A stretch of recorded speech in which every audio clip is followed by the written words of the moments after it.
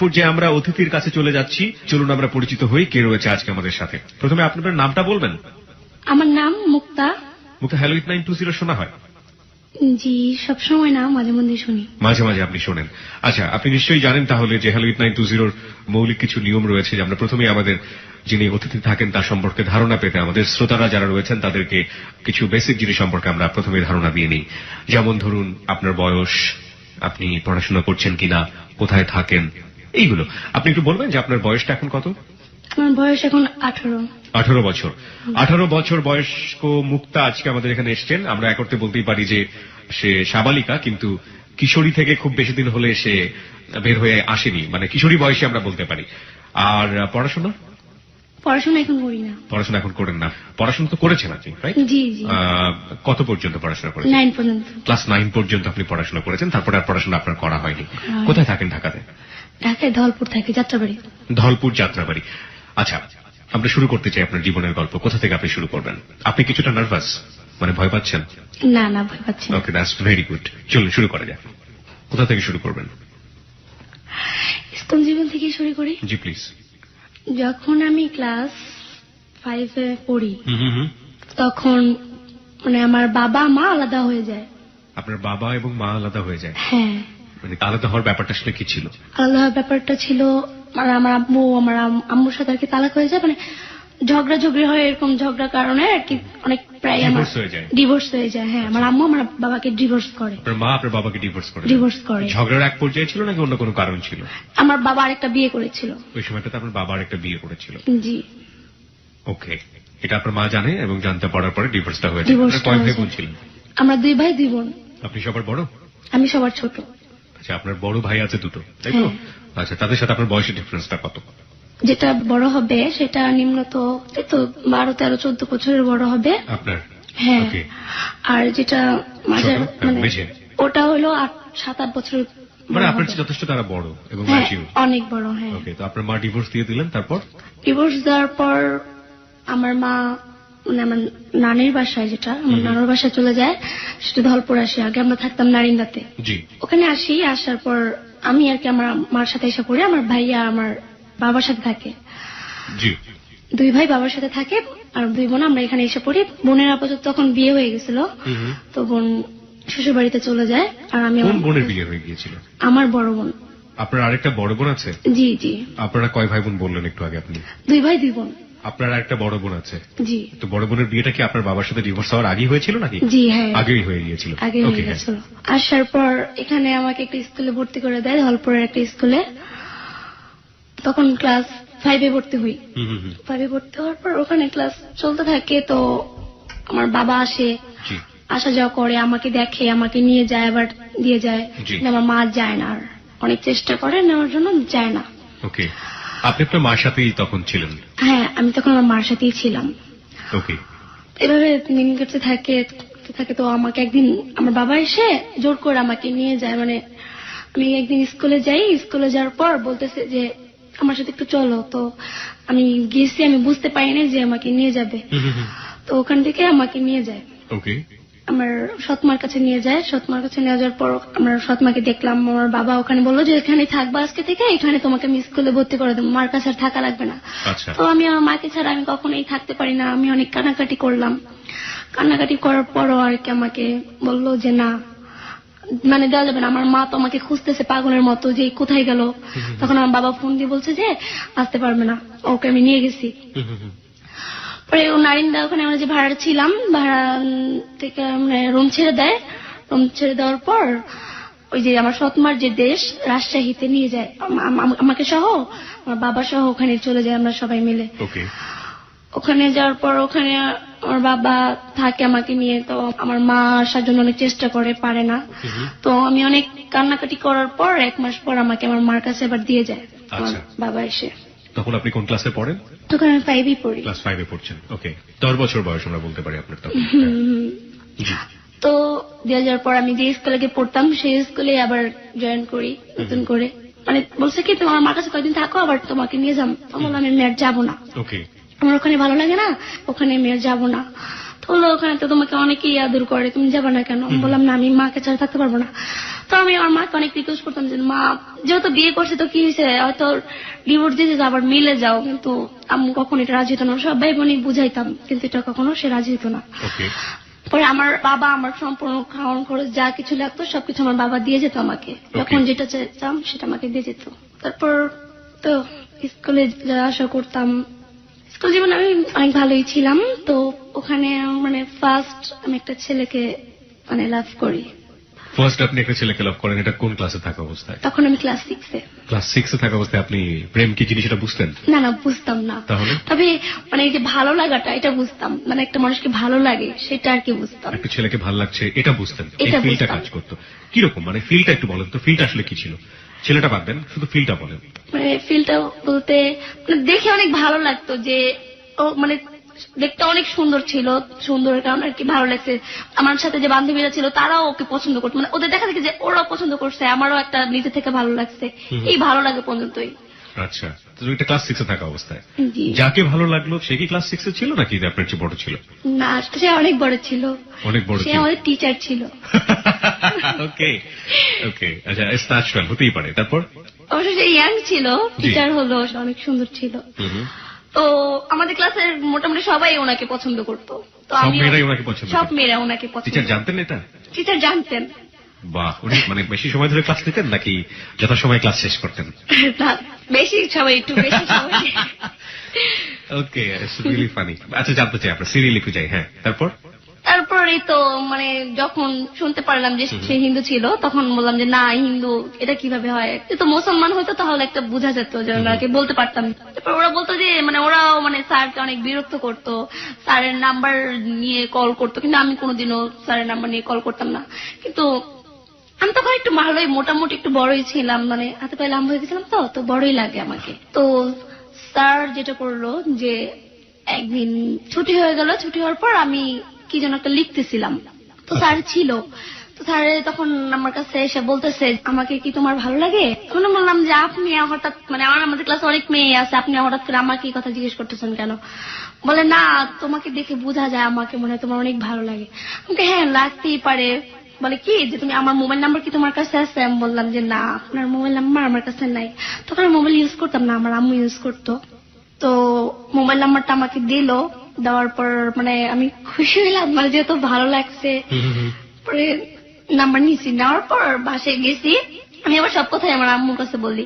তো আমার আম্মুকে বললাম যে এরকম এরকম স্যার আমাকে নাম্বারটা দিছে, স্যারকে আমাকে ভালো লাগছে, কিন্তু আমাকেও মনে স্যারের ভালো লাগছে, এই জন্য হয়তো নাম্বারটা দিছে। তো আমার আম্মু বললো নাম্বার দিছে ভালো কথা, কল দেওয়ার কোনো দরকার নেই। বললো দে, নাম্বারটা নিয়ে ছেড়ে ফেলছে। আমার আম্মু আমাকে কল দিতে দেয়নি। ওকে, কিসের টিচার ছিলেন উনি? কি পড়াতেন আপনাদের?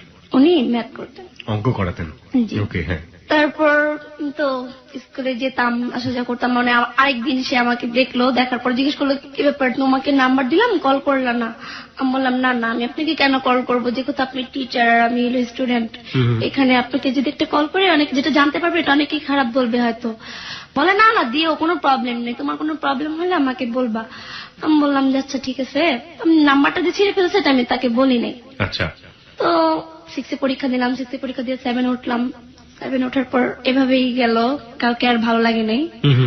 স্যার ছিল, ওই পর্যন্ত ছিল, স্যারও আর কি আনম্যারিড ছিল, কাউকে লাভ করতো না। তো স্যার একদিন আমাকে বললো যে তোমাকে আমার অনেক ভালো লাগে।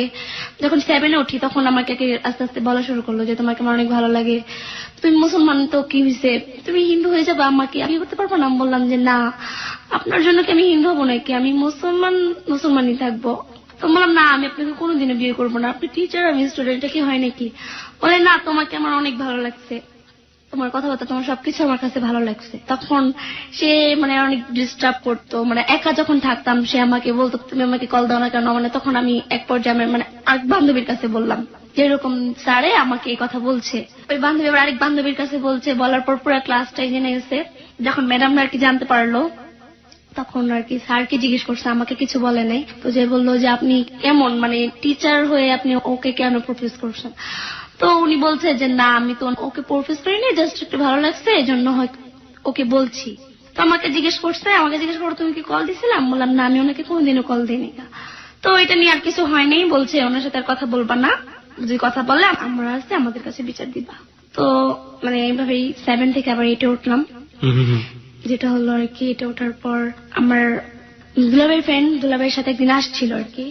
আসার পর আমাকে হয়তো ভালোভাবে দেখেনি, কিন্তু তাকে আমি ভালোভাবে দেখছি। মানে আমার আব্বু আমাকে অনেক চাপ দিতেছে বিয়ের জন্য, যে ওকে তাড়াতাড়ি বিয়ে দিতে হবে, এই জন্য আর কি আমার দুলাভাই দেখাইতে নিয়ে আসছিল, কিন্তু আমি সামনে যাই নাই।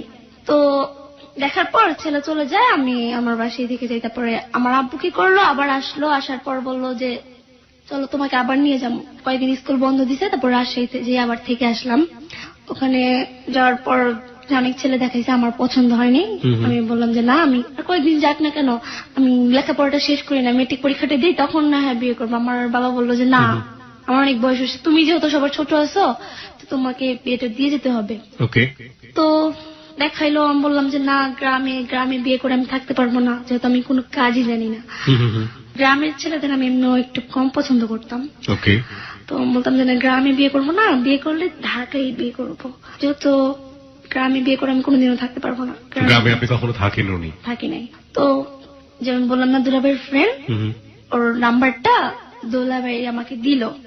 নাম্বারটা দেওয়ার পর আমাকে বলতেছে যে মানে একটু কথা বইলো, জাস্ট বেশি কথা বলবা না, ও তোমার সাথে কথা বলতে চাচ্ছে, তুমি কথা বইলো।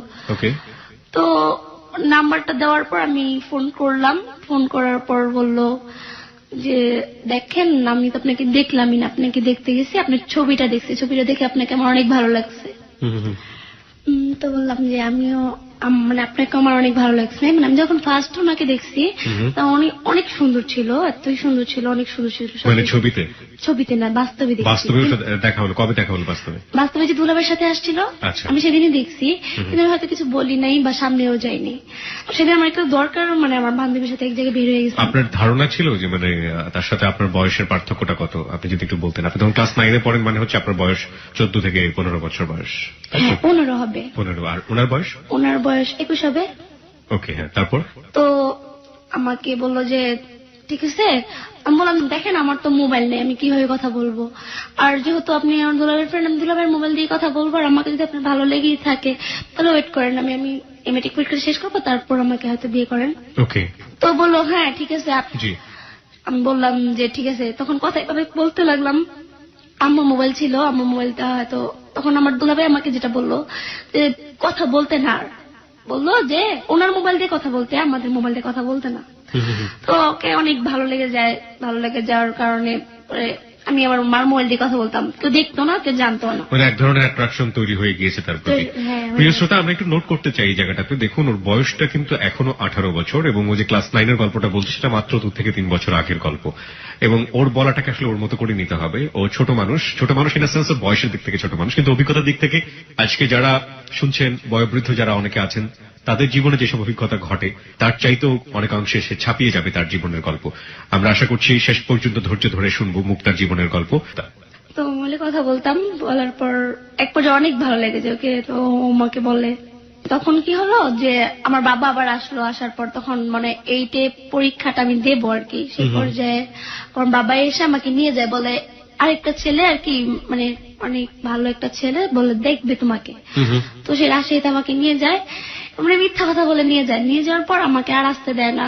তো ওর সাথে অনেক কষ্টে কথা বলি, তখন ও বলে যে আমি এসে নিয়ে যাই, এরকম ধরনের অনেক কিছুই বলে। তো বললাম যে না, এখানে কিভাবে আসবা তুমি। মানে ওর সাথে আমার মানে ফেস টু ফেস এখনো দেখা হয়নি, ও আমাকে তো দেখাই না, জাস্ট ছবিতে দেখছে। তো আমি সেখানে থাকি, থাকার পর আমি ওর সাথে প্রতিদিন রাত্রে কথা বলি। দিনে তো বলতে পারি না, আব্বুর মোবাইল যেটা ছিল, আমার আলাদা রুমে ঘুমাইতাম, তো আব্বুর মোবাইল নিয়ে কথা বলতাম রাত্রে। তো যেটা হলো আর কি, ওখানে একটা মেম্বারের ছেলে, ও আমাকে দেখে পছন্দ করে, পছন্দ করার পর বলতেছে বিয়ে করবি আমাকে।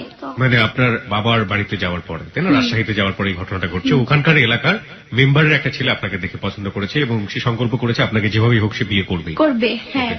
মানে আমি এড়িয়ে যেতেছি, যখন বের হতাম না বাসা থেকে, তখন অনেক ধরনের কথা বলতো। বলতাম আমি তো একজনকে লাভ করি, আমি আপনাকে জীবনও বিয়ে করবো না। তো বলতে কি যে আমার অনেক ক্ষমতা আছে, তোমাকে আমি জোর করে হইলো বিয়ে করবো।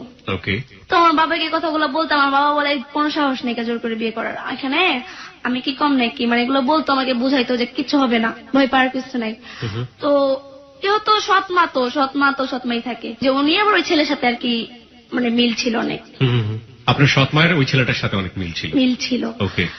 মানে আমার বলতেছে যে বিয়ে কর, সমস্যা কি? আমি বলতাম যে না, বিয়ে করবো না ওকে। আমি আমার সৎমাকে সব বলছি যে আমি আরেকজনকে পছন্দ করি। তো উনি কি করলো, আমার বাবাকে বলে দিল। আমার বাবাকে বলে দেওয়ার পর আমার বাবা তো মানে প্রেম টেম এগুলো কিছুই পছন্দ করে না। তো আমাকে বলতেছে কি যে এটা যদি ভালো লেগে থাকে আমাকে বলবে, কিন্তু প্রেম করে আমি কোনোদিনও বিয়ে করতে দেবো না। আর ছেলের বাড়ি কোথায় আগে সবকিছু আমি দেখবো, তারপর হয়তো যেটা আমি সিদ্ধান্ত নিব। হ্যাঁ।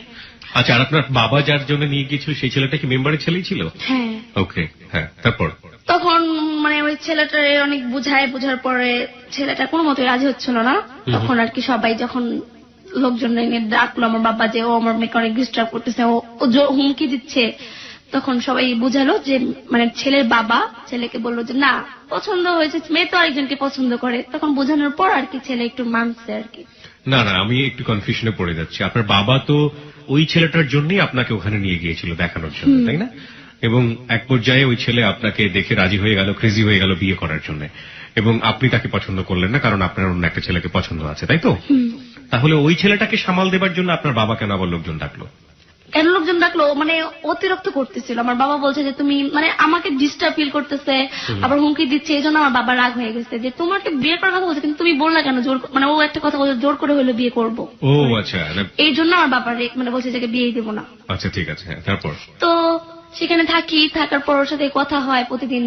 ওর দিনে কথা বলতে পারতো না, দিনে কি একটা জব বলে করতো, জবের কারণে দিনে কথা বলতো না। রাত্রে 8-9টার পর কথা বলতাম, সারা রাত কথা বলতাম। জি। তো বলতেছে যে আসো তোমাকে দেখি, পর্যন্ত দেখি নাই, আসো না দেখি তোমাকে। এ পর্যন্ত দেখি নাই মানে আপনার সাথে একবার দেখা হয়েছে? না না, দেখে নাই তখন আমাকে, আমি ওকে দেখছি। আপনি ওকে দেখেছেন কিন্তু ও আপনাকে দেখেনি? আমাকে দেখে। আপনি ওকে কিভাবে দেখলেন? আমার 2টা রুম না, মানে আরেক রুমে ওকে না বসাইছে, তো আমি আরেক রুমে থেকে দেখছি, ও আমাকে দেখে নাই। আচ্ছা আচ্ছা, আমি দেখে চলে গেছিলাম। আচ্ছা ঠিক আছে, আপনি ওকে দেখে লাভ করে ফেলেছেন আর ও আপনাকে না দেখে লাভ করে না, ফেলেছে? ও আমাকে ছবিতে দেখছে। ছবিতে দেখেছে? গোলাপের মলে ছবিতে দেখছে। আচ্ছা ঠিক আছে, হ্যাঁ, তারপর? তারপর ছেলেটার নাম কি আমরা জানতে পারি এই পর্যায়ে? নইলে কনফিউশন হয়ে যাচ্ছে। ছেলেটার নাম সাইফুল। ছেলেটার নাম হচ্ছে সাইফুল।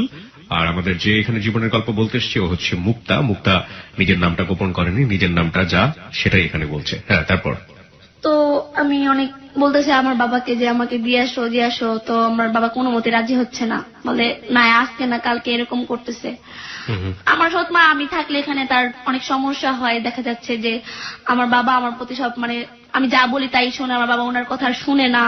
মানে এই জন্য উনিও আমার সাথে মিল দিছে, বলে কি যে তুমি চলে যাও, দরকার পড়লে গাড়িতে আমি তোমাকে উঠাই দিই, তুমি তোমার বাবাকে না বলে চলে যাও। কিন্তু আমি এটা রাজি হইনি। আমি বললাম আমি জীবনও একা একা এত দূর থেকে কোনোদিনও কোথাও যাই নাই। তো অনেক রিকোয়েস্ট করছে যে তুমি চলে যাও, যেহেতু ছেলেকে লাভ করো, ওই ছেলের সাথে কথা বলতে আইসা নিয়ে যা। আমি বলতাম না, করতাম যে না, এখানে আসলে খারাপ দেখা যাবে এটা। তো তখন মানে আমি খাওয়া দাওয়া ছেড়ে দিচ্ছি যে আমি খাবো না, আমাকে যে পর্যন্ত না দিয়ে আসবা আমি এটা করবো এটা বলতাম আর কি, ভয় দেখাইতাম। তখন আমার বাবা একটু অসুস্থ হয়ে পড়ার পর বলে যে ঠিক আছে তোমার মাকে আইসা নিয়ে যেতে বলো। তো আমার আম্মুকে আমি অনেক কান্নাকাটি করে বলি, আমার আম্মু আর থাকতে পারে না, এখানে রাজশাহীতে যায়। যাওয়ার পর ওখানে যে আমাকে নিয়ে আসে। তাই আমার আব্বু বলে যে মানে বললো যে ছেলেকে পছন্দ করে আগে আমরা দেখবো তারপর। বলার পর আমাকে দিয়ে দেয়। তারপর আমরা ঢাকায় আসি। সেদিন রাত্রে আর কি ঢাকায় এসে সারা রাত ওর সাথে মোবাইলে কথা বলতে ঢাকায় আসি। আমার ফ্যামিলি মোটামুটি সবাই জেনে গেছে পরে আর করার কথাটা। তো ঢাকায় এসে পর দেখা করার কথা আমাদের, যে দেখা করব। ও বললো যে ঢাকা যেহেতু আসছো, মানে এভাবে মোবাইলে যে মানে ওর সাথে কথা বলছি প্রায় 6 মাস আগে, 6 মাস পর আর কি আমাদের 6 মাস পরে দেখা হওয়ার একটা সম্ভাবনা। হ্যাঁ, আর এর মাঝখানে টিচার তো উধাও হয়ে গিয়েছে। টিচারের মাথাতে নেই? না, টিচারের মাথাতেও আপনি নেই? না। This is called affectionate of love. এটা জীবনের সবারই কোনো না কোনো পর্যায়ে হয়, ছোটবেলাতে একেবারেই, যেটা সিলেবাসহীন, যেটা লজিকহীন এবং কোনো না কোনো ভাবেই সেটার সাথে যায় না, সেরকম কাউকে না কাউকে মনে ধরে যায়। এবং সাইমultaneously যখন ওই জীবনে কোনো না কোনো ভাবে আঁকড়ে ধরার মতো কেউ চলে আসে, তখন ওই পূর্বের মানুষটা মাথা থেকে ডিলিট হয়ে যায়। যাই হোক, ন্যায় অন্যায় দিয়ে আসলে দেখা যাবে না, বয়সটাকে আসলে বিচার করতে হবে। সে বয়সে এটা খুবই স্বাভাবিক ছিল, কিন্তু টিচার তার জায়গা থেকে যেটা করেছে সেটা কিন্তু ঠিক হয়নি। ওকে, হ্যাঁ, তারপর আপনি যেটা বলছিলেন যে 6 মাস পরে আপনাদের দেখা হতে যাচ্ছে। তো সেদিন রাতে কথা বললাম যে কালকে আর কি দেখা করবো এরকম আর কি। তো দুইজনের মধ্যে অনেক যে দেখা করব, কিভাবে যাব, অনেক কিছু ডিসিশন নিছি। তো বলতেছে যে যেদিন দেখা করবা সেদিন তুমি আমাকে এসে প্রথম দিনই এসব? হ্যাঁ, পরে ও ফান করে বলছে এটা আমি আর বুঝি নাই। তো এই কথা বলার পর আমি বলছি আমি দেখাই করবো না। মানে আমি বললাম যে তুমি আমাকে এই ধরনের কথা বললা, মানে ও বলতো না মোবাইলে আমার সাথে রোমান্টিক কথাগুলা, যে আমরা এত কথা বলতাম, সারা রাত কথা বলতাম, রোমান্টিক কথা আমার সাথে বলতো না। তো আমি বললাম যে না, তখন ও রাগ হয়ে গেল যে কি ব্যাপার, আমি তোমার কাছে চাইতেই পারি যেহেতু তুমি আমার লাভার, আর আমি তাহলে কার কাছে চাবো? বললাম যে ঠিক আছে তুমি যা কিছু করার বিয়ের পর করো, বিয়ের আগে না। মানে আমি ওকে এটা বলতাম। তো বলছে ঠিক আছে তোমাকে ফান করে বলছি। বললাম আচ্ছা। তখন আমি ওর সাথে দেখা করতে গেলাম। ও তো আমাকে চিনবে যেহেতু মোবাইলের ছবি দেখছে, আর বাস্তবে দেখাটা অন্যরকম।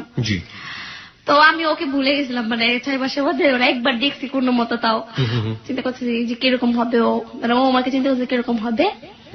তখন দেখা করতে গেলাম সায়দাবাদ, এই যে ওয়ান্ডারল্যান্ডটা আছে না, সেই ওয়ান্ডারল্যান্ডের এখানে আমরা। হ্যাঁ এখানে, ওখানে আমার ফার্স্ট দেখা আর কি। তো এলাম, যারপর ওকে কল দিলাম যে তুমি কোথায়, তো বললো যে আমি ওইখানে আছি। তো আমাকে আগে দূরের থেকে দেখছে, দেখার পর ও বলতেছে যে আমি আসবো না। তো বললাম যে কেন? বলে না না না ফান করে বলছি আসবো আসবো। তো আমি বললাম কি যে তোমাকে আমি দেখছি, তাহলে আমিও চলে যাই। দেখো তো দুইজনে না সামনাসামনি আমরা কথা বলবো না, মানে দূরে থেকে আমরা দুজন দেখে কথা বলতেছি মোবাইলে। পরে সামনে আসলো ফার্স্ট, যেটা আমাকে অনেকগুলা গোলাপ ফুল দেয়। ওকে, বিউটিফুল। তো আমাকে বললো যে তুমি না? বললাম হ্যাঁ। ওরে রিস্কা নেয়, রিস্কা নিয়ে বলে যে চলো টিসিতে যাই আমরা ঘুরতে। বললাম যে না আজকে তো বাসায় মানে বলে আসি নাই, আরেকদিন যাব। তো ও আবার ওদিক দিয়ে ওর বাড়িতে যাবে, বললো যে আমি আমার বাড়িতে যাব। তখন আর কি রোজার মাস ছিল, তো ওর বাড়িতে চলে যাবে। আর আমার বললো যে ঠিক আছে তোমার বাসায় তোমাকে দিয়ে আসি। তো রিস্কা দিয়ে আমার বাসায় দিয়ে আসছে, বাসায় দিয়ে ওখানে আবার চলে গেছে। আচ্ছা আমাকে একটু বলেন তো, এই যে আপনি তো ক্লাস 9-এ পড়া অবস্থায় ওই সময় একটা ঘটনা না, আপনি টিএসসি বলতে তখন কি বুঝতেন? একদম ফ্র্যাঙ্কলি কিছুই বুঝতাম না। কিছুই বুঝতেন না? আর ও যখন বললো যে টিএসসি তে যাই, তখন আপনার জিজ্ঞেস করেননি যে টিএসসি জায়গাটা কি, ওইখানে কি হয় না হয়? না আমি কিছু জিজ্ঞেস করি, কিন্তু টিএসসি নামটা আমি শুনছি কিন্তু কখনো যাইনি। আপনি শুনেছেন এর আগে? আচ্ছা শুনে আপনার মনে কি ধারণা হতো টিএসসি সম্পর্কে? মানে ধারণা হতো, আমি যতটুকু জানতাম ওখানে নাকি বেশিরভাগ প্রেমিক প্রেমিকারাই যায়। নোট অফ দ্যাট পয়েন্ট প্রিয় শ্রোতা, টিএসসি ঢাকা বিশ্ববিদ্যালয়ের অনেক গুরুত্বপূর্ণ একটি জায়গা, টিচার্স অ্যান্ড স্টুডেন্ট সেন্টার। আমি ঢাকা বিশ্ববিদ্যালয়ে যখন ভর্তি হওয়ার 2 বছর পরে আমি টিএসসি তে গিয়েছিলাম, তার আগে আমার যাওয়ার সুযোগ হয়নি কোনো না কোনো ভাবে হোক না কেন। টিএসসি তে যাওয়ার পরে আমি আমার ফ্রেন্ডকে বলেছিলাম এটাই টিএসসি, মানে টিএসসি সম্পর্কে একটা ব্র্যান্ড সব জায়গাতেই আছে, এবং সেটা ওর কাছ থেকে জেনুইনলি আমরা যেটা জানলাম, which is truly not good. এবং এটা সত্য না, আসলে কোনোভাবেই সত্য না। ঢাকা ইউনিভার্সিটি যারা পড়েন এবং ঢাকা ইউনিভার্সিটিতে যারা গিয়েছেন তারা নিশ্চয়ই জানেন যে ঢাকা বিশ্ববিদ্যালয়ে জ্ঞান বিকাশ কেন্দ্রের একটা জায়গা যদি আমরা বলি, সেটা আমরা বলতে পারি টিএসসি। ওখানকার অডিটোরিয়াম, ওখানকার টিএসসি স্মেল, ওখানকার যা যা আছে সেগুলো প্রত্যেকটাই ঢাকা ইউনিভার্সিটি স্টুডেন্টদের কাছে অনেক অমূল্য সম্পদ এবং অনেক বেশি নস্টালজিক।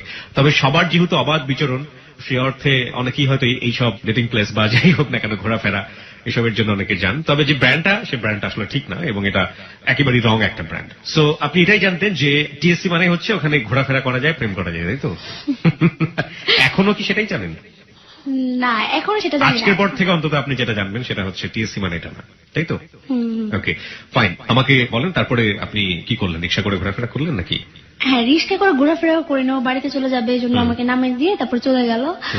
তো বাসে যে আর কি মানে মোবাইলে কল দিতেছে, মোবাইল অফ। তখন আমার মনে একটা ভয় লাগলো, কি ব্যাপার, ওকে আমার দেখে পছন্দ করলো না কেন, মোবাইলটা অফ করে রাখলো। মানে আমি অনেক কান্না করতেছিলাম তখন বাসায় এসে যে মোবাইলটা কেন অফ করলো, মানে অনেক ভয়ে ছিলাম, মানে আর মনে হয় মোবাইল খুলবে না, মনে হয় আপনাকে দেখে পছন্দ হয়নি। হ্যাঁ হ্যাঁ। তো কান্না করা দেখে আমার বোন আমাকে বলতেছে কি ব্যাপার। তখন আমার বোনকে বললাম যে এরকম এরকম ওর সাথে দেখা করতে গেছিলাম। তো বললাম আমাদের না যায় না দেখা করাটা উচিত হয়নি। তো বললাম যে দেখো এখন তো মোবাইলটা অফ করে রাখছে। ও সান্ত্বনা দিল যে মনে হয়তো চার্জ নাই বা কি এরকম কিছু। আপনি যে দেখা করতে গিয়েছিলেন সেটা আপনার ফ্যামিলি জানে? না ফ্যামিলি জানে না। আপনাদের মধ্যে দুজনের মধ্যে সম্পর্ক আছে সেটা আপনাদের দুজনের ফ্যামিলি জানে মোটামুটি, কারণ যেহেতু আপনার দুলা ভাইয়ের ফ্রেন্ড ছিল সে, আপনার ফ্যামিলিও জানে যে আপনি তাকে মোটামুটি খুব ভালো করে পছন্দ করেন। গেছিলাম যে সেটা জানে না। ওর ফ্যামিলিতে কি ব্যাপারটা জানতো? না ওর ফ্যামিলি জানতো না, কিছুই জানতো না। কিছুই জানতো না, শুধু আপনার ফ্যামিলিতে মোটামুটি জানাশোনা ছিল। হ্যাঁ ওকে, এটা কিন্তু খুবই গুরুত্বপূর্ণ একটা পয়েন্ট যে এই মেয়েটার ফ্যামিলিতে মোটামুটি সবাই জানতো, ইনভলভ ছিল যে ও ওই ছেলেটাকে লাভ করে ফেলেছে, কিন্তু ওই ছেলেটার ফ্যামিলিতে কেউ জানতো না ব্যাপারটা। হ্যাঁ তারপর মোবাইল ফোন বন্ধ পাচ্ছেন? হ্যাঁ মোবাইল ফোন বন্ধ পাচ্ছি। তো অনেক খারাপ লাগতেছে আমার, কি করব যদি এরকম মানে মোবাইলটা অফ করে রাখে, মানে অনেক ভয় লাগতেছিল। তো এরকম ও তো চলে গেছে একটার দিকে যাওয়ার পর 5টার দিকে ওঠে ও আমাকে কল করার পর যখন আমি তাড়াতাড়ি করে রিসিভ করার পর বললাম, মানে আমি কান্না করে বলতেছি যে তুমি মোবাইলটা অফ করে রাখছো, কারণ আমি তো মনে করছি না জানি কি তুমি আমাকে কখনোই কল করবে না। তো আমার হাইসা বলতেছে তুমি এরকম নার্ভাস হয়ে গেছো কেন, আমি কল করবো না কেন। তো বললাম আমাকে তোমার পছন্দ হয় নাই? বলে হ্যাঁ তোমাকে আমার অনেক পছন্দ হয়েছে। তো বলে মোবাইলটা অফ করেছি কেন? মোবাইলটা আসলে চার্জ ছিল না আমার। তো বললাম দোনো মোবাইলে কি চার্জ ছিল না? বলে হ্যাঁ দোনো মোবাইলে আমার চার্জ ছিল না, এই জন্য মোবাইলটা আমার অফ ছিল, এখন বাসায় এসে তারপর চার্জ দিচ্ছি। তো কথা বলতে থাকি এভাবে, বাসায় বলি, আমার মার কাছে যেটা শেয়ার করি যে মা এরকম ও আমাকে এখন বিয়ে করতে চাচ্ছে, ও দেশের বাড়িতে গেছে, এখন ঢাকায় আসলে বিয়ে করবে আমাকে, এটা বলতেছে। তো বলে ঠিক আছে আমাদের সাথে কথা বলো। তারপর তো বাড়ি থেকে 1 সপ্তাহ পর ঢাকায় আসছে। আসার পরে দুলাভাই আর কি জানতে পারলো যে ওর সাথে আমার মোবাইলে কন্ট্যাক্ট হওয়ার পর বলেছে ঠিক আছে তুমি আমার বাসায় চলো। তো ওকে নিয়ে বাসায় আসলো। বাসায় আসার পর ও মার সাথে কথা বললো, ভাইয়ের সাথে কথা বললো যে ওকে আমি লাভ করি বা ওকে আমি বিয়ে করবো, এরকম ধরনের কিছু বলতো। তখন আমি সামনে ছিলাম না। তোমার ফ্যামিলি বলে ঠিক আছে তোমাকে আমরা বিয়ে দেবো, কিন্তু তোমার গার্জেন আনতে হবে, তুমি কোথায় থাকো সেই ঠিকানা দিতে হবে। কিন্তু ও বললো যে না আমার কিছুই দিতে পারবো না, আমার অনেক প্রবলেম, তো তার জন্য দিতে পারবো না, আমার ফ্যামিলিকে না জানিয়ে আমার বিয়ে করতে হবে, আমার ফ্যামিলি জানলে এটা মানবে না। তো আমার মা বললো যে মানবে না তাহলে বিয়েও দিব না। ঠিক আছে আমার মেয়ের সাথে আজকের পর থেকে কোনো কথা বলবো না, যদি ফোন দেয় ফোন রিসিভ করবো না। ওর কি অনেক মানে ঘিন জিনিসটা অনেক ছিল যে আর একটা কথা বলবে কেউ, সেটা অনেক রাগ হইতো, ইমোশন ছিল, ঘিন থাকা মানে এক ধরনের ইমোশন ছিল, অভিমান ছিল, অনেক অভিমান ছিল। হ্যাঁ তো আমার মা ভাই অনেক রাগ ভাবে ওর সাথে কথা বলে। তো ও এটা আর কি মনে মনে রাখে, মনে রাখার পর বাসায় যাওয়ার পর আমি ফোন দিলাম। আমি তো অনেক খুশিতে ছিলাম যে হয়তো রাজি হয়েছে সবাই। তো বলে কি তুমি আমার ফোন দিবা না আজকে থেকে। আমি বললাম যে কেন? বলে দিবা না। তো কেটে দিছে ফোনটা। বলার সাথে সাথে ওকে আমি আবার ফোন দিই, কেটে দিতেছে বারবার।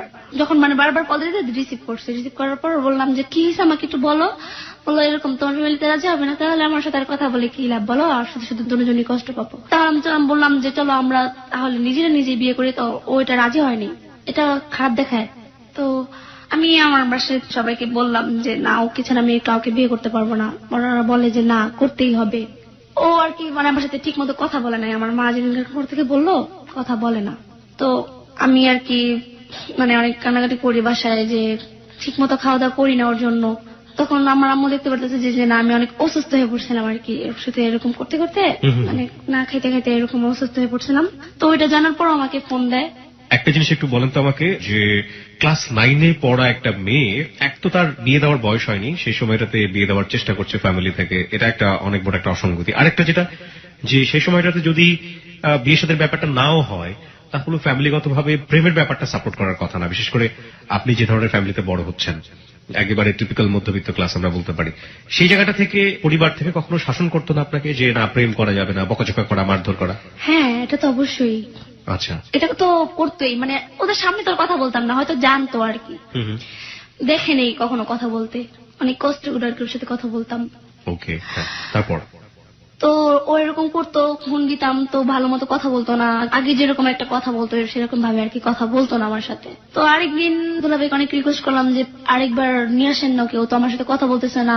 মানে দুলাভাইয়ের সাথে অনেক ভালো একটা বন্ধুত্ব ছিল। তো আমার দুলাভাই বললো যে ওকে অনেক রিকোয়েস্ট করছিল তোমার দেশের বাড়িতে আমি যাই, দরকার তোমার মা বাবাকে আমি জানাবো না, দূরের থেকে তোমার বাড়িটা আমি দেখে আসবো, তো আমার শালিকে তুমি যদি ফেলে থেকে যাও তাহলে তোমাকে পাবো কোথায়, তোমার বাসা ঠিকানাটা তো দরকার আমাদের, আর কিছু দরকার নেই। মানে আপনার দুলাভাই যেটা বলছিল যে ঠিক আছে তোমার ফ্যামিলিকে জানাতে চাও না সেটা তো আলাদা ব্যাপার, কিন্তু বিয়ের সাথে যদি হয় তাহলে অন্তত তোমার বাসার ঠিকানাটা আমরা জেনে রাখি, কারণ আমার শালিকে যদি তুমি ফেলাই পেয়ে যাও তাহলে তোমার বাসায় গিয়ে যেন তোমাকে ধরতে পারি, তাই তো? হ্যাঁ। ও বলে না বাসার ঠিকানাই দেওয়া যাবে না। তো আমার দুলাভাই আমাকে যেটা এসে বোঝায় মানে ওর বাসায় মনে হয় কোনো প্রবলেম আছে, হয়তো ওর কোনো বোটও আছে। তো আমি এটা বিশ্বাস করলাম জানো যে 21-22 বছরের ছেলে, ওর আগে কিভাবে বউ থাকবে, আর ও তো দেশের বাড়িতে যাও আমার সাথে রাত্রে কথা বলে, কিন্তু বউ থাকলে তো কথা বলতে পারতো না আমার সাথে। তো আমি এটা বিশ্বাস করলাম কোনো প্রবলেম আছে হয়তো, এই জন্য হয়তো দিচ্ছে না, হয়তো ভয় পাচ্ছে, বাবা মাকে জানাতে চাচ্ছে না, হয়তো মনে করছে আমরা জানাই ফেলবো, এই জন্য আর কি দিচ্ছে না। তো আমার সাথে কথা বলতেছে না কোনো মতো, 2-3 দিন ধরে কথা বলে না।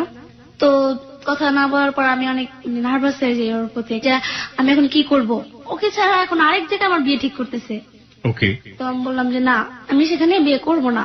ছেলে অলরেডি আমাকে এসে দেখে যাওয়ার পর পছন্দও করে, কিন্তু আমি রাজি হচ্ছিলাম না। তো ওকে জিনিসটা আমি জানাই, কিন্তু ও কোনো গুরুত্ব দেয় না। ফোন দিতেছি, আমি বলতেছি দেখো তুমি যদি ফোন না দাও তাহলে কিন্তু আমি কিছু করে ফেলবো। মানে এত জিদ উঠছিল তখন আমি মানে রাগের মাথায় মেসেজ লিখছি, মেসেজ লেখার পরও ফোন ধরতেছে না। তো আসলে মেসেজটা পড়ে নেই যে আমি কিছু একটা করে ফেলবো, এটা করলে হয়তো বলছে আর কি পরে যেটা। তো আমার ঘরে অনেক ধরনের ট্যাবলেট ছিল। অনেক ধরনের ট্যাবলেট? হ্যাঁ, আসলে অনেক কিছু ট্যাবলেট ছিল সেখানে, তো আমি সবগুলা নিয়ে খাই, খালি পেটেই খাই। কোন ধরনের কিসের ট্যাবলেট, কোথাকার ট্যাবলেট, কোনো কিছুই ছিল না, আপনি সবগুলো একবারে খেয়ে ফেললেন? হ্যাঁ, সবগুলো। কিসের ট্যাবলেট ছিল আপনার জানা ছিল? হ্যাঁ, মানে ওষুধের বাক্সে অনেক ধরনের ট্যাবলেট, মাথা ব্যথার ট্যাবলেট আছে, জ্বরের ট্যাবলেট ছিল, প্রায় 40টা ট্যাবলেট হবে খাইছি আমি। 40টা ট্যাবলেট আপনি খেয়ে ফেললেন? কিসের জন্য? ও ফোন ধরতেছে না, আবার বলে আরেক জায়গায় বিয়ে ঠিক করছে। ওর বিয়ে ঠিক হয়েছে নাকি আপনার বিয়ে ঠিক? আমার। মানে বিয়ে ঠিক বলতে ঠিক করতেছে। তো খালি পেটে খাইছি, তো বুকে অনেক জ্বালা পোড়া করতেছিল, আমি অনেকক্ষণ চুপচাপ ছিলাম।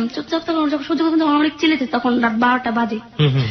চিনার পর আমার আম্মু বলতেছে কি ব্যাপার, মানে আমার আম্মু অনেক ভয় পেয়ে গেছে। আমার আম্মু এমনি আমাকে অনেক কাজ করতো, তো দেখা সে কাঁদতেছে মানে অনেক জোরে জোরে। তখন আমার পাশের ঘরে যে বাড়িটা ছিল বললো তুমি কিছু খাইছো? আমি বলতেছি না না কিছু খাইনি।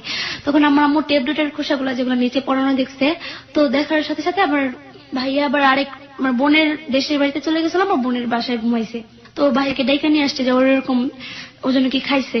খাওয়ার পর 12টা বাজে ওখান থেকে আমাকে ঢাকা মেডিকেল নিয়ে যায়। ও ওইদিকে আমাকে কল করতে থাকে, মানে মেসেজটা পড়ার পর কল করতে থাকে আমাকে। আমি তো মোবাইলটা ঘরে থেকে যাই, সেখানে আমাকে ঢাকা মেডিকেল ভর্তি করার পর আমার অনেক সিরিয়াস অবস্থা হয়েছিল, মানে অন্যরকম, মানে চোখ টুক নাকি আমার উল্টে গেছে। তখন আমার সেন্স ছিল না, আমি জাস্ট চিল্লাইতেছি যে মানে আমার অনেক কষ্ট হইতেছে। প্ল্যান কি ছিল, মরে যাবেন? হ্যাঁ। ওকে। পুলিশ ওরা বলতেছে কেন খাইছে বা কি, আমার আম্মু তো জানে কেন খাইছে, মানে হয়তো এই কারণে খাইছে। তখন আমার আম্মু বলছে কি, মানে ওখানে আমার বলতেছে যে জিজ্ঞেস করলে তোমার বলবা আমার মার সাথে আমি রাগ করে খাইছি, অন্য কোনো কথা বলবা না, তাহলে কিন্তু একটা খারাপ দেখা যাবে এখানে। পুলিশ আসতেছিল তাই তো? পুলিশ। তো আমাকে ওয়াশ যেখানে করে সেখানে ওয়াশরুমে ঢুকায়, আমার আম্মু ঢুকে ওয়াশ করে। সেদিন ওয়াশ করার পর আর কি, কিভাবে ওয়াশ করে, কেমন লাগলো, ফিলিংসটা কেমন ছিল একটু বলেন, কারণ যারা এরকম চিন্তা ভাবনা করে তারা একটু জেনে রাখুক, এবং সেটা তারা আসলে সেটা এতই কষ্ট ছিল, এতই কষ্ট যে আমার লাইফে আমি এরকম মানে কষ্ট কোনো। কি করেছিল আপনাকে, পাইপ দিয়েছিল? হ্যাঁ, 2 হাত ভাজছে, তারপরে 2 পাও ভাজছে। তারপর আমি পাইপ তো সহজে ঢুকাইতে চাই না, মানে এমন মোটা পাইপ গলার ভিতরে, মানে এভাবে মুখ চেপে ধরে ঢুকাই দেয় ডাইরেক্ট, ঠিক আছে? মানে এত কষ্ট হয়েছে, মানে আমার দম তো আটকে আসতেছে যখন পাইপ দিয়ে পানি দেয় এগুলা বের করে, মানে বাগানে পানি দেয় এক ধরনের পাইপ দেখেছেন? হ্যাঁ, অনেক মোটা পাইপ। ওইটাই মোটা পাইপ? হ্যাঁ, অনেক মোটা পাইপ ছিল। তার কত নোংরা কার্পেটের মধ্যে ঢুকে চাললাম জানে। যাই হোক, যারা এসব চিন্তা ভাবনা করেন তারা কিন্তু এগুলো একটু চিন্তা ভাবনা করে দেখবেন। হ্যাঁ, পাইপটা কিন্তু গলার ভিতর দিয়ে যাবে। যাই হোক, তারপর তো মানে অনেক কষ্ট হয়েছে, মানে হাত তো বাঁধা, মানে লড়তে পারতেছি না, চড়তে পারতেছি না, দেখতে আমি কান্না করতেছি, আমার এদিক দিয়ে কষ্ট লাগতেছে, মানে আইটু আমি মরে গেতাম এরকম লাগতেছে আমার কাছে। তো আম্মু আর কি সিনটা দেখতে পারতেছে না, আমার আম্মু ঘুইরা কাঁদতেছে যে তাড়াতাড়ি করেন, ও মনে আর বাঁচবে না, এরকম করতেছে কেন। তো ওয়াশ করার পর আর কি 1 ঘন্টার মতো সেন্স ছিল না। পরের দিন দেখে যে সুস্থ হয়েছি, তো সুস্থ হওয়ার পর পরের দিন আর কি ছেড়ে দেয়। পরে বাসায় আসি, বাসায় আসার পর দেখি ও কল দিছে, কল দেওয়ার পর রিসিভ করার পর বললো তুমি কিছু করছিলাম? বললাম যে না আমি কিছু করিনি। ও আর কি জানে না কথাটা, আমি যে এত কিছু হয়ে গেছে আমার। বললো কি আমার সাথে দেখা করো। মা তখন ছিল না বাসায়, ঠিক আছে, বোনের বাসায় ছিল, ভাবি আমার সাথে ছিল। ভাবিকে বললাম যে দেখা করতে যাই আমি। বলে আচ্ছা ঠিক আছে যাও, তাড়াতাড়ি এসে পড়ো, আম্মু আসার আগে যেমন এসে পড়ো, তাহলে কিন্তু আমাকে বকবি। তো দেখা ও আবার হায়দ্রাবাদ আসলো, আসার পর দেখা করতে গেলাম। তো ও আর কি আমাকে একটা রেস্টুরেন্টে নিয়ে গেল, সেখানে আর কি বার্গার খাইতে দিছিল। আর আমাকে বলছে কোনো কঠিন জিনিস খাইতেই না, মানে কলা দিয়ে পাইপ ঢুকেছে, আমি কিছুই খাইতে পারতাম না। তো আমাকে খাওয়াইতে চাইতেছে, আমি খাইতেছি না। বলে কেন, কি প্রবলেম? আর বারবার দেখতেছে যে গলা এখানে লাল ছিল, ছিল তো। বলে কি সে, মানে আমি কিছু বুঝছি না, তোমাকে অসুস্থ লাগতেছে। তো বলে কি সত্যি করে বলো তো আমার কাছে, মিথ্যা কথা বলবো না, আমি কিচ্ছু বলবো না। তখন আমি বললাম আর কি সব কথাটা। তো বলার পর আমাকে একটা থাপ্পড় মারছে। ওকে, থাপ্পড়ের রেশটা কিছুক্ষণ থাকুক, আমরা এই ফাঁকে ছোট্ট একটা বিরতি নিয়ে ফিরে আসি। থাপ্পড়ের পরের কাহিনীটুকু আমরা একটু মনোযোগ দিয়ে শুনতে চাই। এবং যারা এই ধরনের কাজ করেন ইমোশনালি, আজকে আমি একটু বলতে চাই, আপনারা নিশ্চয়ই জানেন যে জীবনের গল্প আসলে জীবনের মতো, এখানে আসলে কোনো অ্যাডভাইস আমরা দিই না, কখনোই দিই না এবং দিবও না কখনো। এবং প্রিয় শ্রোতা, আপনারা জানেন যে যাদেরকে আমরা এখানে নিয়ে আসি তাদের কাছ থেকে আমাদের অনেক কিছু শেখার আছে। আজকে যিনি এখানে এসেছেন মুক্তার বয়স 18 বছরের কিশোরী আমরা বলতে পারি তাকে, এবং তার কিশোর জীবনের যে অভিজ্ঞতা, কিশোর জীবনের যে ফিলিংস, কিশোর জীবনের যে লাভ, সেই লাভটি কিন্তু অনেক কিশোরীর মধ্যেই রয়েছে। তারা যাতে কোনো ভুল না করে সেজন্য আজকের হ্যালো 920 অনেক বড় একটা এক্সাম্পল হতে পারে। আশা করছি আপনারা মনোযোগ দিয়ে শুনবেন। আমরা যে জায়গাটিতে ছিলাম যে সাইফুল এটা জানলো, জানার পরে আপনাকে একটা করে একটা চড় মেরেছিল, রাইট? ওকে, তারপর যে ও বললো যে তুমি এখনই এই ধরনের কাজ করতে চাও, তাহলে তুমি তোমার বিয়ে করলে তো তখন তুমি আমি তো তোমার কিছু বলতেই পারবো না, তখন তো এরকম করবা।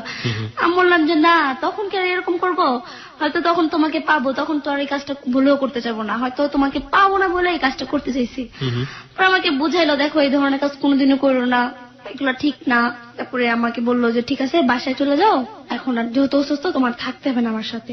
অসুস্থ? হ্যাঁ হ্যাঁ, ও বাসা পর্যন্ত আমাকে দিয়ে আসলো। মানে তখন মানে কথা বলতে পারি না ভালো মতো, মানে ফ্যামিলির কারণে, ফ্যামিলি অনেক বকে। তখন আমি বললাম যে ও আমাকে একটা মোবাইল দেয় চুরি করে। হ্যাঁ, তো মোবাইল। আপনি এর আগে কার মোবাইল থেকে কথা বলতেন? আমার মার মোবাইল দিয়ে কথা বলতেন। মার মোবাইল থেকে? মার মোবাইলটা কি বাসায় থাকতো নাকি মা নিয়ে যেত? না, বাসায় থাকতো, নিয়ে যেত না। উনি কি করতেন? কিছু করতো না। ওকে, হ্যাঁ। তো আপনাদের সংসার চলতো কিভাবে? টাকা পয়সা কে দিত? আমার বাবা যেমন ছিল সে পর্যন্ত আমাকে আমারটা দিত আর কি, আমার মারটা আমার ভাইয়া দিত। আপনার খরচটা আপনার বাবা দিতেন, আর মার খরচটা আপনার বড় ভাই চালাতেন, তাই তো? হ্যাঁ। তারপর মোবাইল কিনে দিল আপনাকে? হ্যাঁ, মোবাইল কিনে দিল। মোবাইল কিনে দেওয়ার পর আর কি আমার বাসায় এসে আর কি মোবাইলটা দিয়ে যায়। বাসায় এসে? হ্যাঁ, বাসায় এসে বলতে বাসার সামনে আসে। তো বললাম আমি তো আজকে বেরোতে পারবো না, তো আমার বাসার সামনে এসে মোবাইল দিয়ে যাও। আমার বাসাটা তো চিনতো, তো বাসার সামনে এসে 1 মিনিট দাঁড়ানে মোবাইলটা দিয়ে তারপর চলে গেছে। মোবাইলের সিম টিম সব ও দিয়ে গেছে আর কি। ওই মোবাইল দিয়ে কথা বলি যখন বাসায় সবাই ঘুমিয়ে যায়, ধর 12টার পর সবাই ঘুমিয়ে যায়, তখন 1টা বা 1:30টার পর কথা বলি ওর সাথে। রাত্রে ছাড়া আর কথা বলতে পারতাম না। তো একদিন শুনি আমার বাবা মারা গেছে, তো সেখানে গেলাম। ও বললো যে ঠিক আছে যাও। আমি বললাম যে কার সাথে যাব? এখন আমার ভাইয়া ওরা যেতে যাচ্ছে না। মানে ভাইয়া যেতে যাচ্ছে না বলতে ভাইয়া বলছে আমি একটু পরে যাব। আমি তো সবার ছোট, তো আমি আমার বাবাকে আমার অনেক ভালোবাসতাম, তো আমি আর সহ্য করতে পারতেছিলাম। আমি বললাম এক্ষুনি যাবো, তো আমার মাও যেতে পারতেছে না। তো আমার কাছে টাকা ছিল না, কিভাবে যাব? এখন আমার বোনের কাছে টাকা ছিল না, আমার দুলাভাই আবার দেশের বাড়িতে গেছিল। তো ওরে বললাম যে দেখো আমি তো যাব, আমার কাছে টাকা নেই। তো আমাকে আইসা 3000 টাকা দিয়ে গেল। তখন মানে আমার বোনেরা আমার গাড়িতে উঠাই দিছে, যে বলছে ঠিক আছে আপনারা যান। কোথায় যাচ্ছেন? ওই রাজশাহীতে। আমার বাবা মারা গেছে তো ওই জন্য। ও মাই গড, বাবা কিভাবে মারা গেল? বাবা হঠাৎ করে মারা গেল, ভালোই ছিল। এখন বলতেছে আর কি ওখানে কিভাবে মারা গেছে এটা তো জানি না, এমনি হয়তো মারা গেছে। এখন আমরা যতটুকু সন্দেহ করি যে আমার সৎ মা হয়তো মেরে ফেলছে, এরকম একটা কিছু। সৎ মা মেরে ফেলেছে আপনারা সন্দেহ করেন আপনাদের জায়গা থেকে? ঠিক আছে, সন্দেহ ব্যাপারটা আসলে প্রুফ ছাড়া আমরা নাই বা গেলাম ওদিকে। হ্যাঁ, তারপর? তো ওইখান থেকে আমরা সব ভাই বোন যাই। যাওয়ার পর তারপরে দেখি ওরা বলছিলাম যেতে, ও বলে যে না আমাকে কি পরিচয় দিবা? যার পর অনেকে জিজ্ঞেস করবো এটা কি, আর তোমার ভাই তো জানতে এটা তো তোমার অনেক বকবে। তো আমি মোবাইলটা নিয়ে যাই, এটা আমার ভুল হয়। মোবাইলটা নিয়ে যাওয়ার পর আমার ভাইয়া দেখে ফেলে যে মোবাইল কার। তো বললাম কি মোবাইলটা আমার ওই যে আমার মামাতো ভাই ছিল, যে ওই মহিলার আর কি ভাইয়ের ছেলে। বললাম ওর। বললো কি যে না ওর মোবাইল না। আচ্ছা, বললো যে ঠিক আছে ওর মোবাইল না, প্রমাণ হবে এটা কার মোবাইল। তো ওখানে যেহেতু অনেক মানুষজন ছিল কিছু বলে নাই, মনেটা মনে রাখছে আর কি। তো ওর ভাইয়াকে আর কি আলাদা জিজ্ঞেস করছে মোবাইলটা কি ওরে কি কোনো মোবাইল দিছো? তো বললো না তো আমি ওর কোনো মোবাইল দিইনি, তো কথা বলার জন্য। তখন ও আর কিছু বললো না। বাসায় আসলো, বাসায় আসার পর দুলাভাইকে বলে দিল যে আপনার ফ্রেন্ড ওর মোবাইল দিছে। তো দুলাভাই আর কি আমার প্রতি একটু রাগ ছিল, যে আমাকে বললো যে কিভাবে মোবাইল নিছো কেন, অনেক বকছে আর কি। মোবাইলটা খুঁজছে, মোবাইলটা ভেঙে ফেলবে এরকম একটা কিছু, ওর সাথে সম্পর্ক রাখতে দিবে না।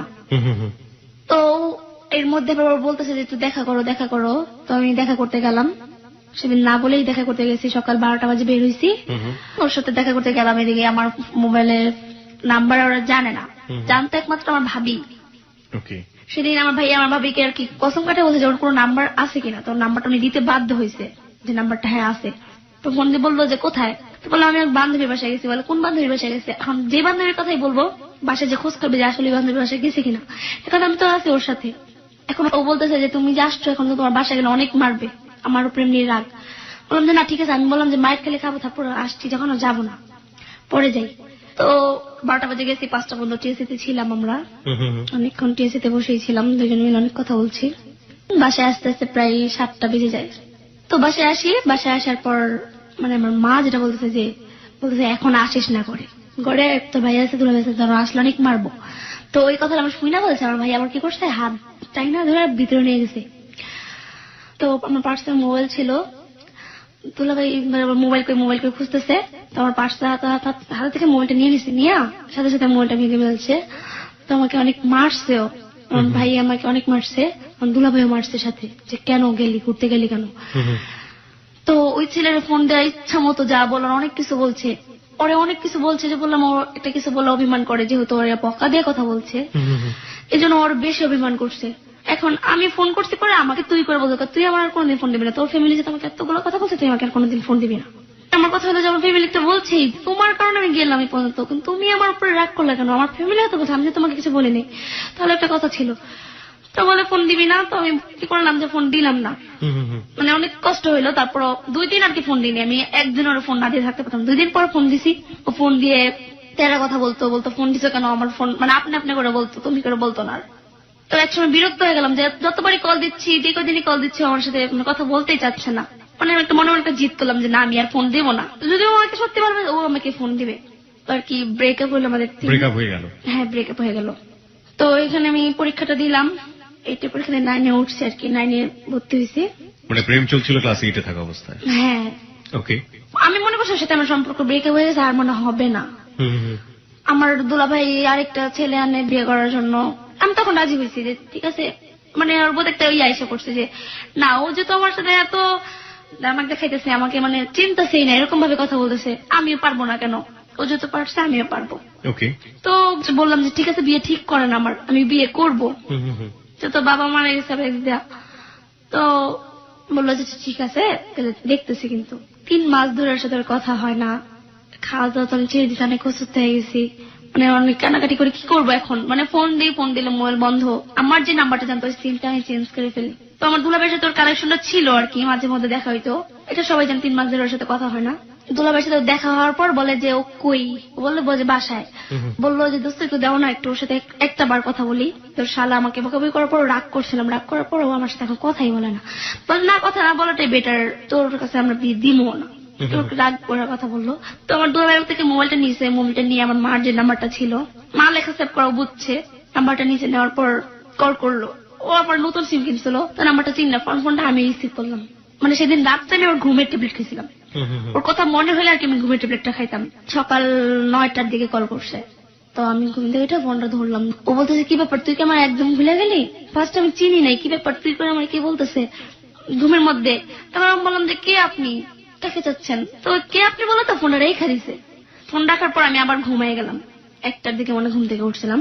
ওঠার পর ওই নাম্বারে কল দিছি, কল দেওয়ার পর আমি বললাম হ্যালো আপনি কে, আপনি যে তখন ফোন করলেন তুই আমার ভুলে গেলি, আপনি কে, আমার চিনেন আপনি? বলে কি তুমি কি আমার চিনো নাই? তখন বলছে তুমি আমার চিনো না, তখন আমি বুঝছি, তখন মানে আমি কান্না করতেছি, আমি বলি তুমি আমার এতদিন পর কল দিলা, 3টা মাস কিভাবে থাকলা? পরে বলে যে দেখো তোমাকে আমি কদিন পরে কল দিচ্ছি, তুমি সিম চেঞ্জ করে ফেলছো। আমি সিমটা আমি চেঞ্জ করেছি, আমার ফ্যামিলি চেঞ্জ করছে, এটা আমার কোনো দোষ নেই, মোবাইলটা আগেই ভেঙে ফেলছে। তখন বললো যে ঠিক আছে, ও বলো আরেকটা মোবাইল দিই তোমাকে। আমি বললাম না, মোবাইল এখন নিতে পারবো না আমি। 3 মাস পর যে কথা হলো আর কি, তো কথা বললাম, সেদিন রাত্রে সারা রাত কথা বলছি, প্রায় 5টা পর্যন্ত কথা বলছি। পরের দিন বললো যে দেখা করো আমার সাথে, 3 মাস ধরে তোমাকে দেখি না, তুমি কোন অবস্থায় আছো। 2 দিন পর আবার দেখা করলাম, টিএসসিতে গেলাম।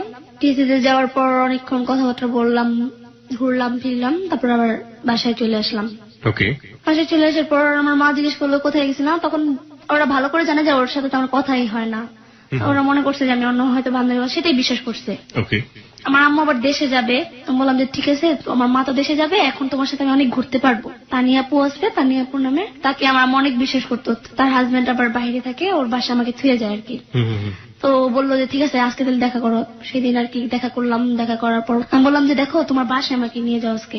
বলছে আমার 1 বছর ধরে সম্পর্ক, তোমার বাসায় আমি চিনি না। বলে দেখো আমি তো ব্যাচেলার থাকি, আমার বাসায় গেলে অনেক প্রবলেম, বলবে তুমি এটা কে, কেন আনছো।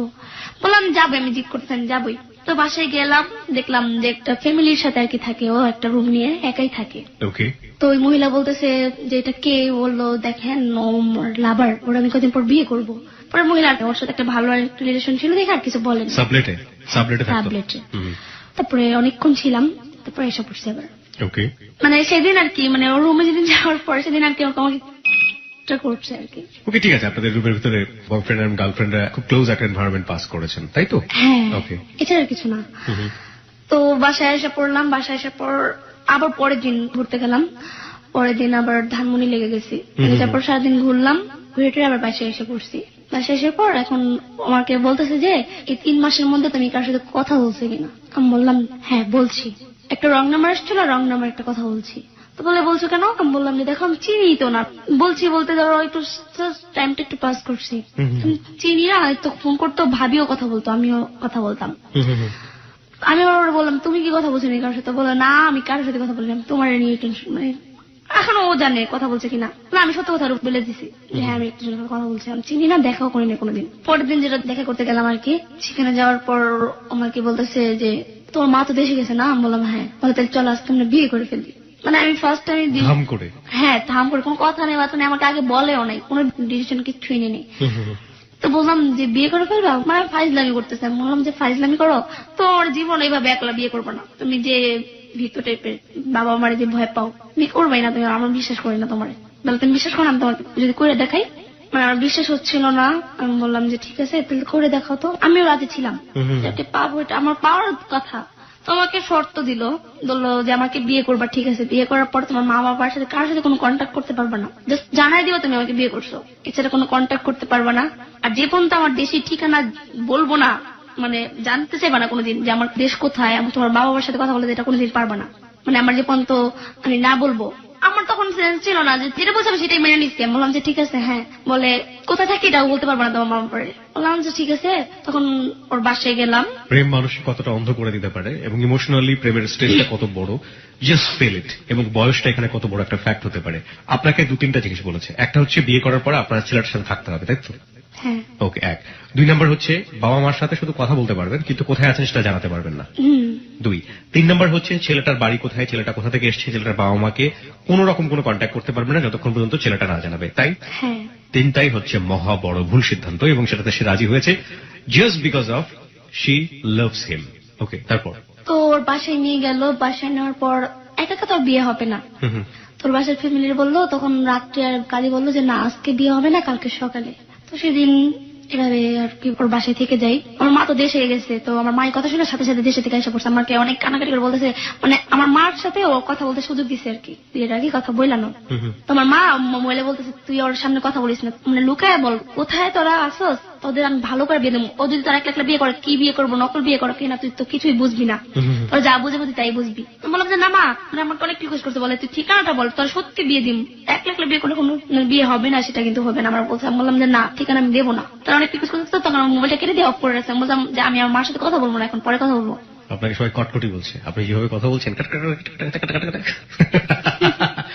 প্রিয় শ্রোতা, ওর বয়স মাত্র 18 বছর, ও এইভাবেই কথা বলে, অনেক স্পিডে কথা বলে। তো ওকে বুঝতে আসলে সমস্যা হচ্ছে না, ওকে ওর মতো করেই নেবেন প্লিজ।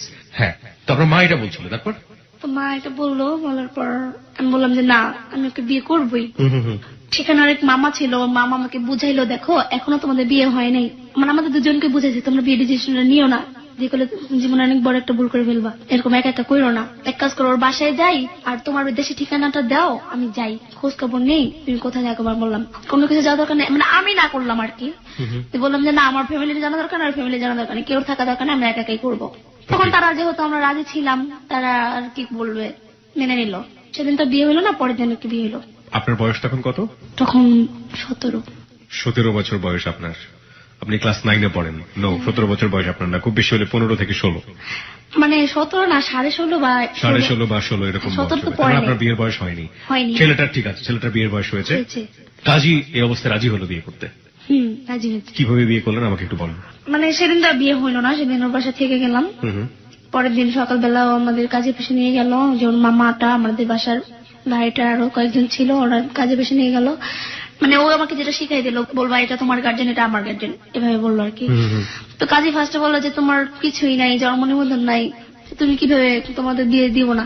তখন আর কি টাকা দিল কাজীকে, যেটা দেখলাম অনেক টাকাই দেওয়া হয়েছে। তো টাকা দেওয়ার পর কাজী রাজি হয়েছে, পরে বললো যেটা আপনাদের কোর্ট ম্যারেজ করি। তো আমাদের কোর্ট ম্যারেজ করলো। বাসায় এসে পড়লাম, বিয়ে হয়ে গেল। বিয়ে হওয়ার পর কোর্ট ম্যারেজ তো কাজী করতে পারবে বলে আমার জানা নেই। কোর্ট ম্যারেজ কি কাজী করেন? আপনাদের বিয়েটা কোথায় হয়েছে, কোর্টে হয়েছে নাকি কাজী অফিসে হয়েছে?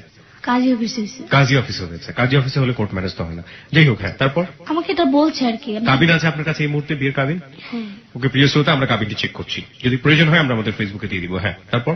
বিয়ে করে ও এত কান্না করতেছে, একটা ছেলে মানুষ যত কান্না করতে পারে আমি এটা আগে জানতাম না। বিয়ের পরে সে কান্নাকাটি করছে? হ্যাঁ বিয়ের পরে বলে কি আমি এটা ভুল করে ফেললাম। মানে আপনার কান্নাকাটি করার কথা যেখানে সেখানে সে নিজে কান্নাকাটি সে ডিজে করতেছে। হ্যাঁ ও বুঝতে পেরেছে বাবা গাড়া গলে পড়েছি। ওকে, বলে কি যে আমি আমার বাবা মার কত কষ্ট করে বড় করছে, আর তুমি একটা জিনিস জানো যে আমি কিন্তু লেখাপড়া করি। মানে সেই দিনই জানলাম ও যে লেখাপড়া করতো, ডিপ্লোমা ইঞ্জিনিয়ারে পড়তো। ডিপ্লোমা ইঞ্জিনিয়ারে পড়তো? হ্যাঁ। ওকে। আমি বললাম যে আমি তো জানতাম না, তাহলে তো আমি তোমাকে বিয়ে করতাম না, তোমার লেখাপড়া শেষ হলে আমাকে বিয়ে করতাম। বলে কি করবো, তোমাকে তো আমি হারাতে চাই না। ওর মার সাথে কি কথা বললো মোবাইলে, মানে যখন ওর মার সাথে কারোর সাথে কথা বলতো আমার সামনে আসতে দিত না, যে নাম্বারটা আমি দেখে ফেলি। মানে অনেক ভয় পেতাম আর যদি আমি নাম্বারটা নিয়ে, আমি বলতাম তোমার এরকম ভয় কেন, আমি তো বললাম তো তোমার বাবা মাকে আমি কোনোদিন জানাতে চেষ্টা করবো না যে তুমি না জানে না।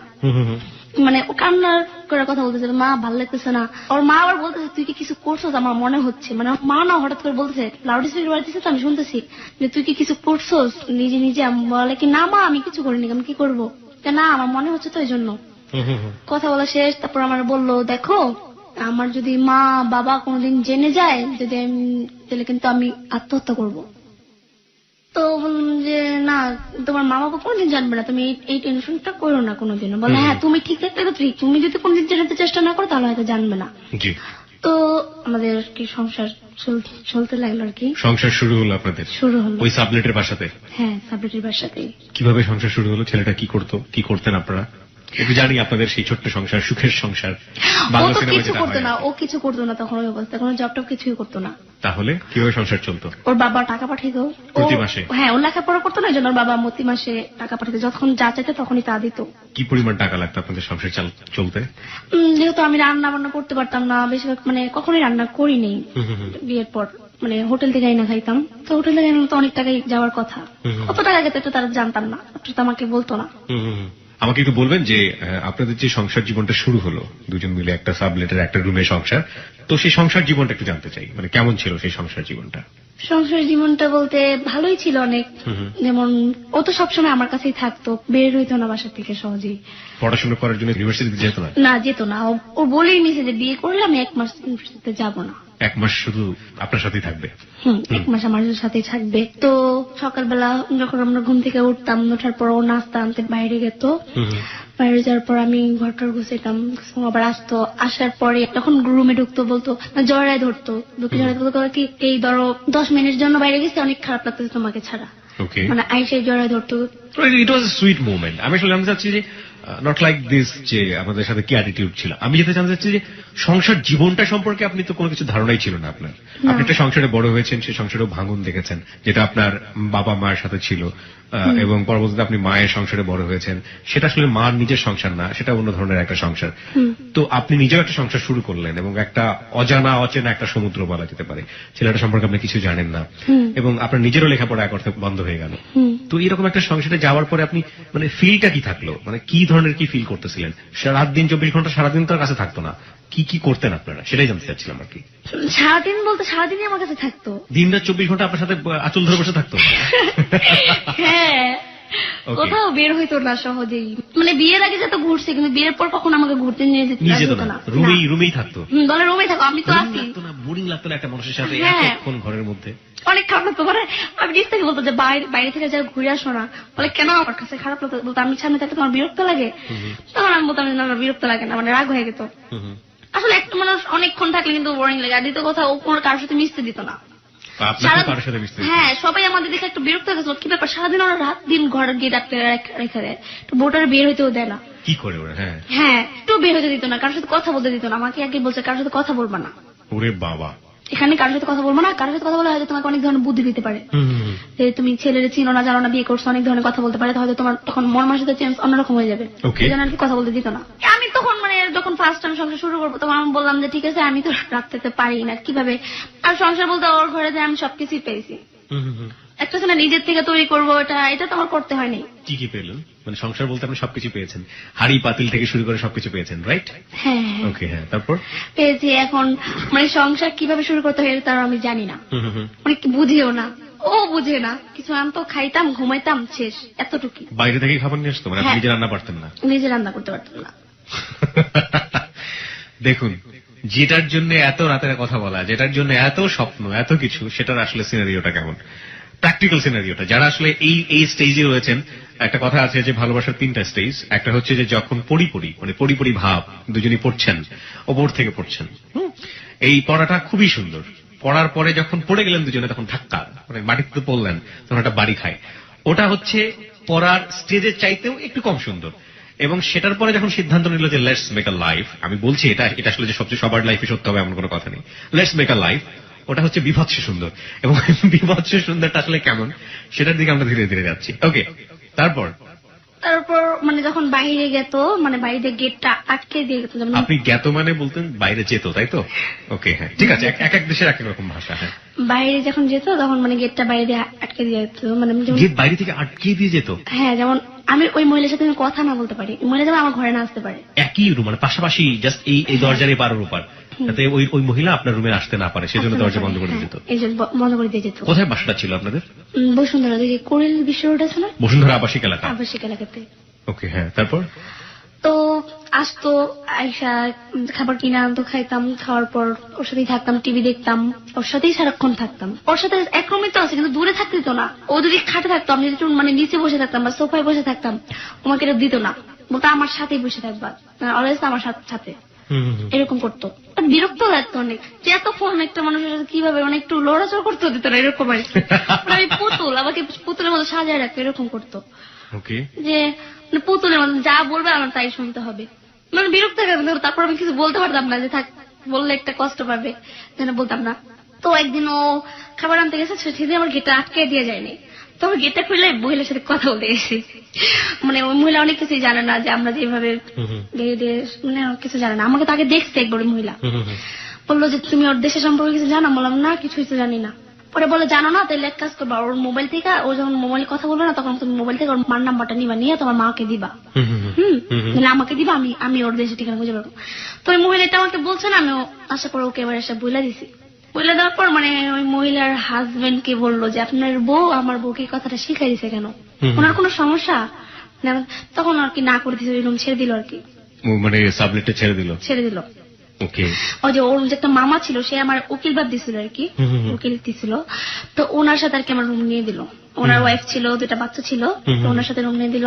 তো রুম ছাড়া দিন ও আবার দেশে চলে গেছে। দেশে যাওয়ার পর বললো কি আমার মা আমার অনেক অসুস্থ, আমার যেতে হবে। বললাম যে ঠিক আছে, এখন রুম ছাড়বো, এখন আমি তো একা তো পারবো না, তখন আমি একাই আমার আর কি সামলাতে হলো। উকিল মামা যে ছিল, সে আমাকে আর কি হেল্প করছে অনেক। আমি বাসায় গেলাম, যাওয়ার পর এখন ও আমাকে ফোন করে বলতেছে, মানে ধরো আমি সারা জীবনে যদি না আসি তাহলে তুমি কি করবা? এই কথা বলার পরে, মানে শোনার পরে আমি কান্না করতেছি। আমি কি বলো, তোমার তো আমি পাবো না, যেহেতু তুমি কত কিছুই চিনি না। পরে বলে কি, কান্না করো না, আমি এসে পড়বো, এরকম কোনো চিন্তা তুমি নিও না। আমি মানে চিন্তা ছিলাম কখন আসবে। পরে দেখলাম সেদিন রাত্রে এসে পড়ছে, আমাকে ঘরে একা কিভাবে ঘুমাবো।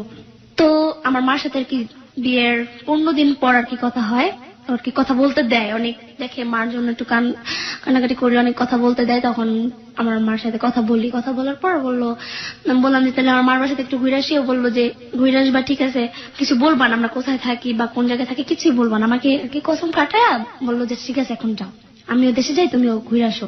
তুমি গেলাম আমার মার বাড়িতে, ও দেশে গেল। দেশে যাওয়ার পর আমাকে একটা ফোন দিছিল, ফোন দেওয়ার পর মোবাইলটা আর কি আমি দেখি নাই।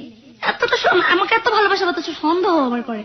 বলে মোবাইল থেকে তুমি কোথায় গেছিলা? নিশ্চয়ই কোনো ছেলের সাথে দেখা করতে গেছো, এই জন্য তুমি বাড়িতে গেছো। এটা বলার পর আমার মেজাজ খারাপ হয়ে গেছে, কি ব্যাপার আমি এতদিন পর মার পাশে আসলাম বলে ছেলের সাথে দেখা করতে আসছি।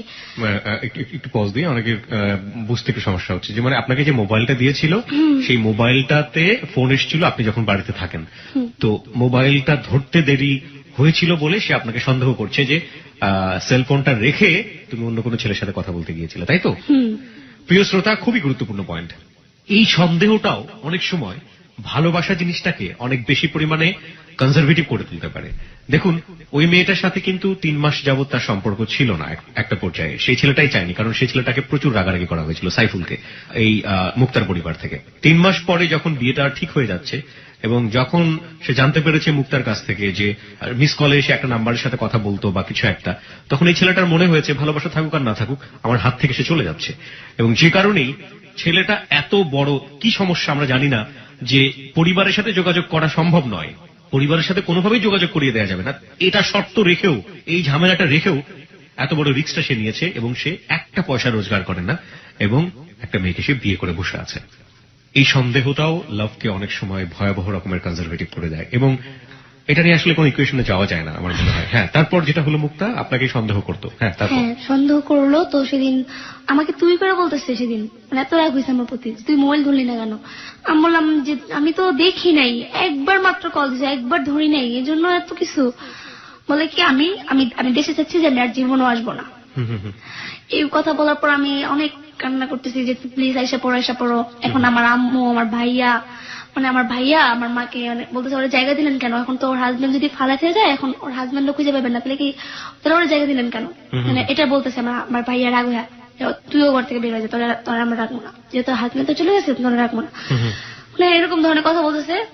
তখন মানে ওরে ফোন করে বললাম তুমি সত্যি কি চলে গেছো, তুমি কি আর আসবে না? বলে কি না আমি আর আসবো না।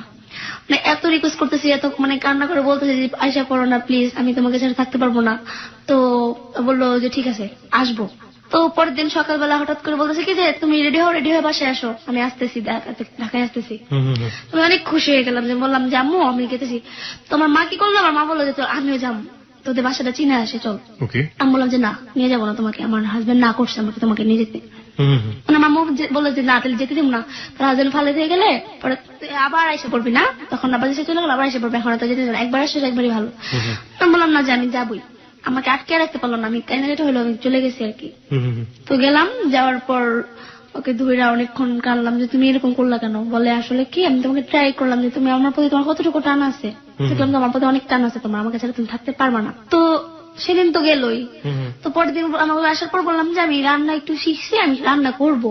আপনার মাকে রেখেই চলে আসলেন তাহলে? হ্যাঁ মাকে রেখে চলে আসলাম। তো বললাম দেখো আমি রান্না করবো। তো বললে কি যে রান্না করবা, ঠিক আছে। ও আবার রান্না করতে পারতো, সবকিছু পারতো। তো প্রথম যেদিন আমি রান্না করবো আর কি, সেদিন সবকিছু এনে দিল, ও আর কি কেটে দিল, পেঁয়াজ টেজ এগুলো যা আছে সব ও কেটে দিছে, আমি কাটতেও পাই না। তো রান্নার রুমে গেলাম আর কি, জানলার সাথেই রাস্তা, তখন ও রান্না করতেছে আমাকে শিখিয়েতেছে না, এটা অনেকে দেখছে, অনেকে দেখে হাসতেছে, বলতেছে কিরকম মানে হাজবেন্ড রান্না করতেছে তো মেয়ে পারে না। এটা দেখে অনেকে নিচতলাতে ছিল, বাসাটা কি নিচতলাতে ছিল? জি নিচতলাতে ছিল। তো হাসতেছে অনেকে। ও রান্না করে দিল, আমি আর কি সাথে সাথে ধরলাম এগুলো করলাম। রান্না করা শেষ, ঘরে আসলাম, খাইলো, খাওয়ার পর বললো যে ভালোই রান্না করতে পারছো, একটু একটু পারবা, আস্তে আস্তে শিখে যাবা। তো ভালোই কাটতেছিল আমার। সেখানেও আর কি আমাকে ওই যে উকিল মা বললাম না, তার সাথে কথা বলতে দিত না। সেটা তার সাথে কিন্তু অনেক ভালো সম্পর্ক। হ্যাঁ তার সাথে তার রুমে বেশি যেতে না করতো, হ্যাঁ যাও বেশি যেও না, মানে এটা বলতো আর কি, বেশি মানুষের সাথে মিশবা না, মানুষ বলতেই খারাপ, আমাকে এই বুঝটা দিত। তো আমার উকিল মা বললো কি যে ওর মোবাইল থেকে যে কোনো একটা নাম্বার তুমি নিয়ে আমাকে দিবা, দেশের যে কোনো নাম্বার হইলে চলবে। মোবাইলটা রাখছিল, রেখে গোসল করতে গেছে, তো একটা কল আসছে, নাম্বারটা আমি নিয়েছি। নেওয়ার পর ওনাকে আর দিই নাই, আমার মাকে আর কি দেবো আর কি মনে মনে চিন্তা করছি। নাম্বারটা নিতেছি এই মুহূর্তে আর কি, গোসল করার শেষে মোবাইলটা হাত দিলাম কেন, ওমাকে 2-3টা থাপ্পড় মারছে শুধু মানে মোবাইলটা হাত দিলাম কেন। মানে আপনার টার্গেটটা ছিল ওনার মাকে ফোন দেয় নাকি আপনার মাকে ফোন দেয়? আমার মাকে। ওকে। আমার মাকে কল দেওয়ার জন্য। বলে কি না তুমি নাম্বার নিছো, মানে বললাম কোনো নাম্বার নেই, নাম্বার কার কি নাম্বারটা কি দেশে করছে আমি জানি নাকি, মানে আমাকে মারলো, মারার পর আমার সাথে আর কথা বলে না। প্রথম আপনার গায়ে হাত তুললো? হ্যাঁ, বলে কি তোর ফালাইতে চলে যাম, তোর বিয়ে করে আমার ভুল হয়েছে, একদিন কথা বলতেছে। আমি বললাম যে ঠিক আছে আর কোনোদিন আমি তোর মোবাইল ধরবো না। রাতটা চলে গেছে, তারপরে বাইরে থেকে কতক্ষণ কোথায় জানি গেছে, প্রায় 3-4 ঘন্টা পর আসছি। আসার পর আমি বললাম কোথায় গেছো, বলে সেই প্রশ্ন তোমার কৈফিয়ত আমি তোমাকে দেবো। আমি আগেই বলছি আমি যেখানে যেটা তোমাকে আমি বলতে পারবো না।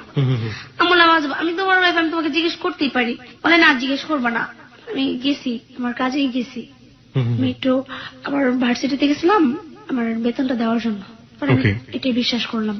তো এরকম চলতেছিল। একদিন ও আর কি আমাকে যে মারে, শুধু মারে। কেন মারলো? এই মোবাইলটা ধরার কারণে।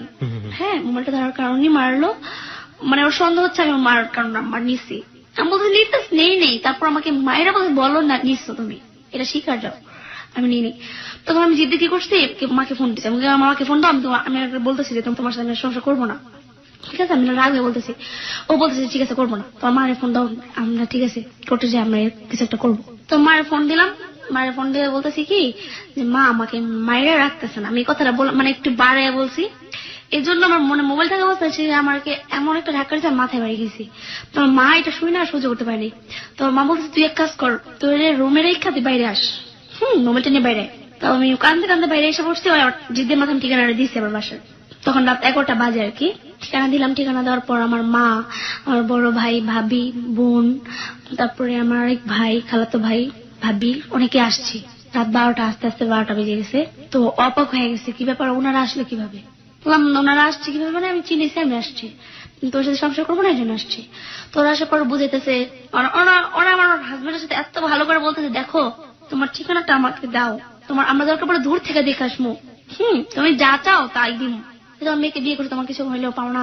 আপনার বাবা মা বা আপনার যারা প্যারেন্টস ছিল তারা আসার পর আপনার হাজবেন্ডের সাথে খারাপ ব্যবহার করেনি? কারণ আপনার সাথে তো ফোনে একটা মেসেজ পেয়ে আসলো যে আপনার হাজবেন্ড আপনার সাথে খারাপ ব্যবহার করেনি, কোনো খারাপ ব্যবহার করেনি। যদিও চলে যায়, মানে এই জন্য ওকে জাস্ট বুঝাচ্ছে, বলে তোমার ঠিকানাটা দাও, তোমার দেশের বাড়িতে যাব। বলে যে না, দেবো না, আমার জান গেল আমি দেবো না, এটা আমি জীবনে পারবো না, তো আগে আপনাদের দিয়ে বিয়ে করতাম। বলে তুমি ভয় পাচ্ছ কেন?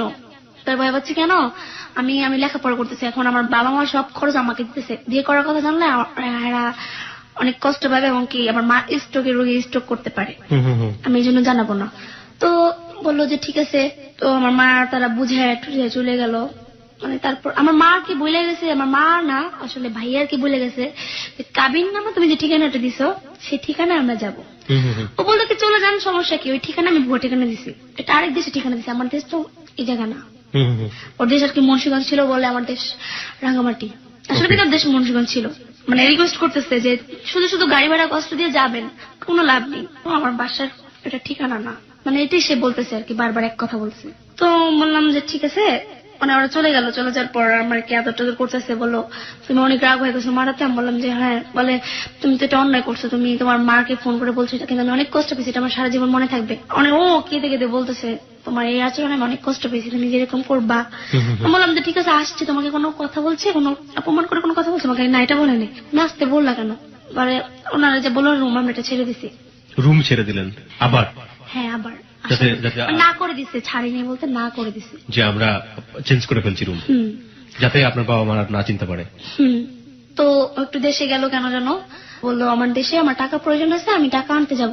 মানে তখন রোজার মাস ছিল, বললো ঈদের মার্কেটিং করে দিব না তোমাকে, সেই জন্য বললো যে যাব। তো দেশে গেল, দেশে যাওয়ার পর ফোনে বলতেছে কি তুমি তোমার বাসায় চলে যাও, আমি আর আসবো না, এরকম ধরনের কথা বলতেছে। মানে তুমি মাঝে মাঝে এগুলো চলতো আপনাদের? বাসায় চলে যাও, আমি আর আসবো না, আমার সাথে দেখা হবে না। হ্যাঁ, এগুলো বলতো আমাকে, কেন যে বলতো আমি নিজে জানতাম না। তো আমি কি করলাম, যার কথা বাসায় চলে গেলাম। বাসায় চলে যাওয়ার পর আমি বাসায় যে কান্নাকাটি করতেছি, আমার মা আমার ফোন দিল, কি ব্যাপার তুমি এসে পড়ো? বলে না আর আসবো না, ঠিক আছে আপনার মেরে পারলে আমার বললেন আমার ভুলে যেতে, আরেক দিকে বিয়ে দিয়ে দিন, এগুলো বলতেছে। তারপরে আমি মানে তো ফোনের উপর ফোন তো চলতেই আছে, আমি তো ফোন করে ওকে রিকোয়েস্ট করতেছি আসার জন্য। আপনার বাসা থেকে আপনার উপর অত্যাচার করতো না? আপনি তো নিজের সিদ্ধান্তে এরকম বিয়ে করেছেন, বাসা থেকে? হ্যাঁ, অত্যাচার বলতে ভাইয়েরা কথা বলতো, ভাইয়েরা, বোনেরা, বোনের হাজবেন্ড অনেক ধরনের বাজে কথা বলতো, মা বলতো না। আচ্ছা। মা তো একটা ভুল করে ফেলছে, কি করার। তো বললো আর যদি তোর হাজবেন্ড তুই যাবি না, ঠিক আছে, যাই দেখা করার আমরা একটা করবো, ওর দেশের বাড়িতে যাবো। তো ওই দেশের বাড়িতে যাওয়ার কথা বলছি, আর বলছি ঠিক আছে আসবো না, বলে যে না আসবো না। তখন 25 বা 24 রোজা হবে, তো সেই রোজাতে এসে বলেছে কি যে আমি বাসায় আসছি, তুমি দাঁতের বাসায় আসো, ধাম করে। হ্যাঁ ধাম করে। তো এই কথা শুনে আমি অনেক খুশি, ও আসছে আমি চলে যাই। আমার মা আমার কিছুতে রাজি হচ্ছে না যেতে জন্য। এখন ভাইয়া বলতেছে যে তুই এবার যদি জাস্ট আর কিন্তু আসতে পারবি না, এই লাস্ট।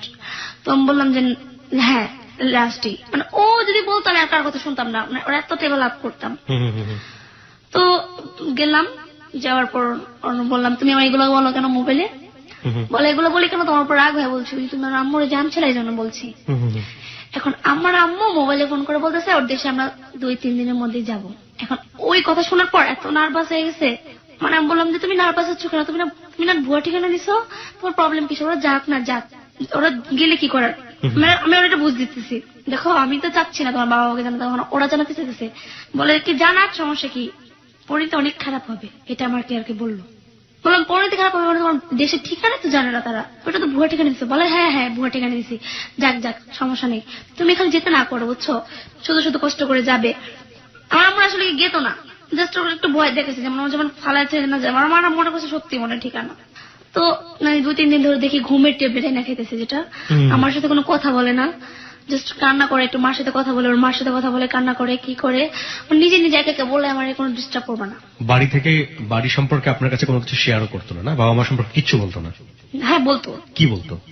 বলতো আমার মা অনেক রাগি টাইপের, আমার মা কোনোদিন তোমাকে মেনে নিবে না, তুমি শিক্ষিত না।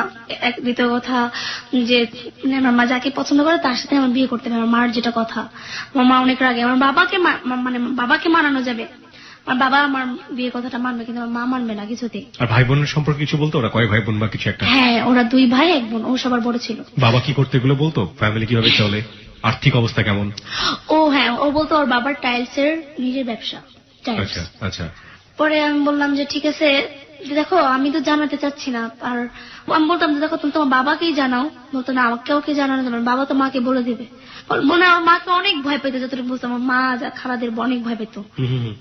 মানে কোনো মতে ওর মার মানে ও বলে দেখো আমি কেন তোমার বলি, আমি কেন বিয়ে কথা জানাতে। ওর মাকে জাস্ট একদিন বলতেছে যে মা আমি বিয়ে করি, আমি যাকে পছন্দ করি। ওর মাকে বললো যে তুই যদি বিয়ে করিস আমি আত্মহত্যা করবো। মানে ওর মায়ের কথাটা বললো।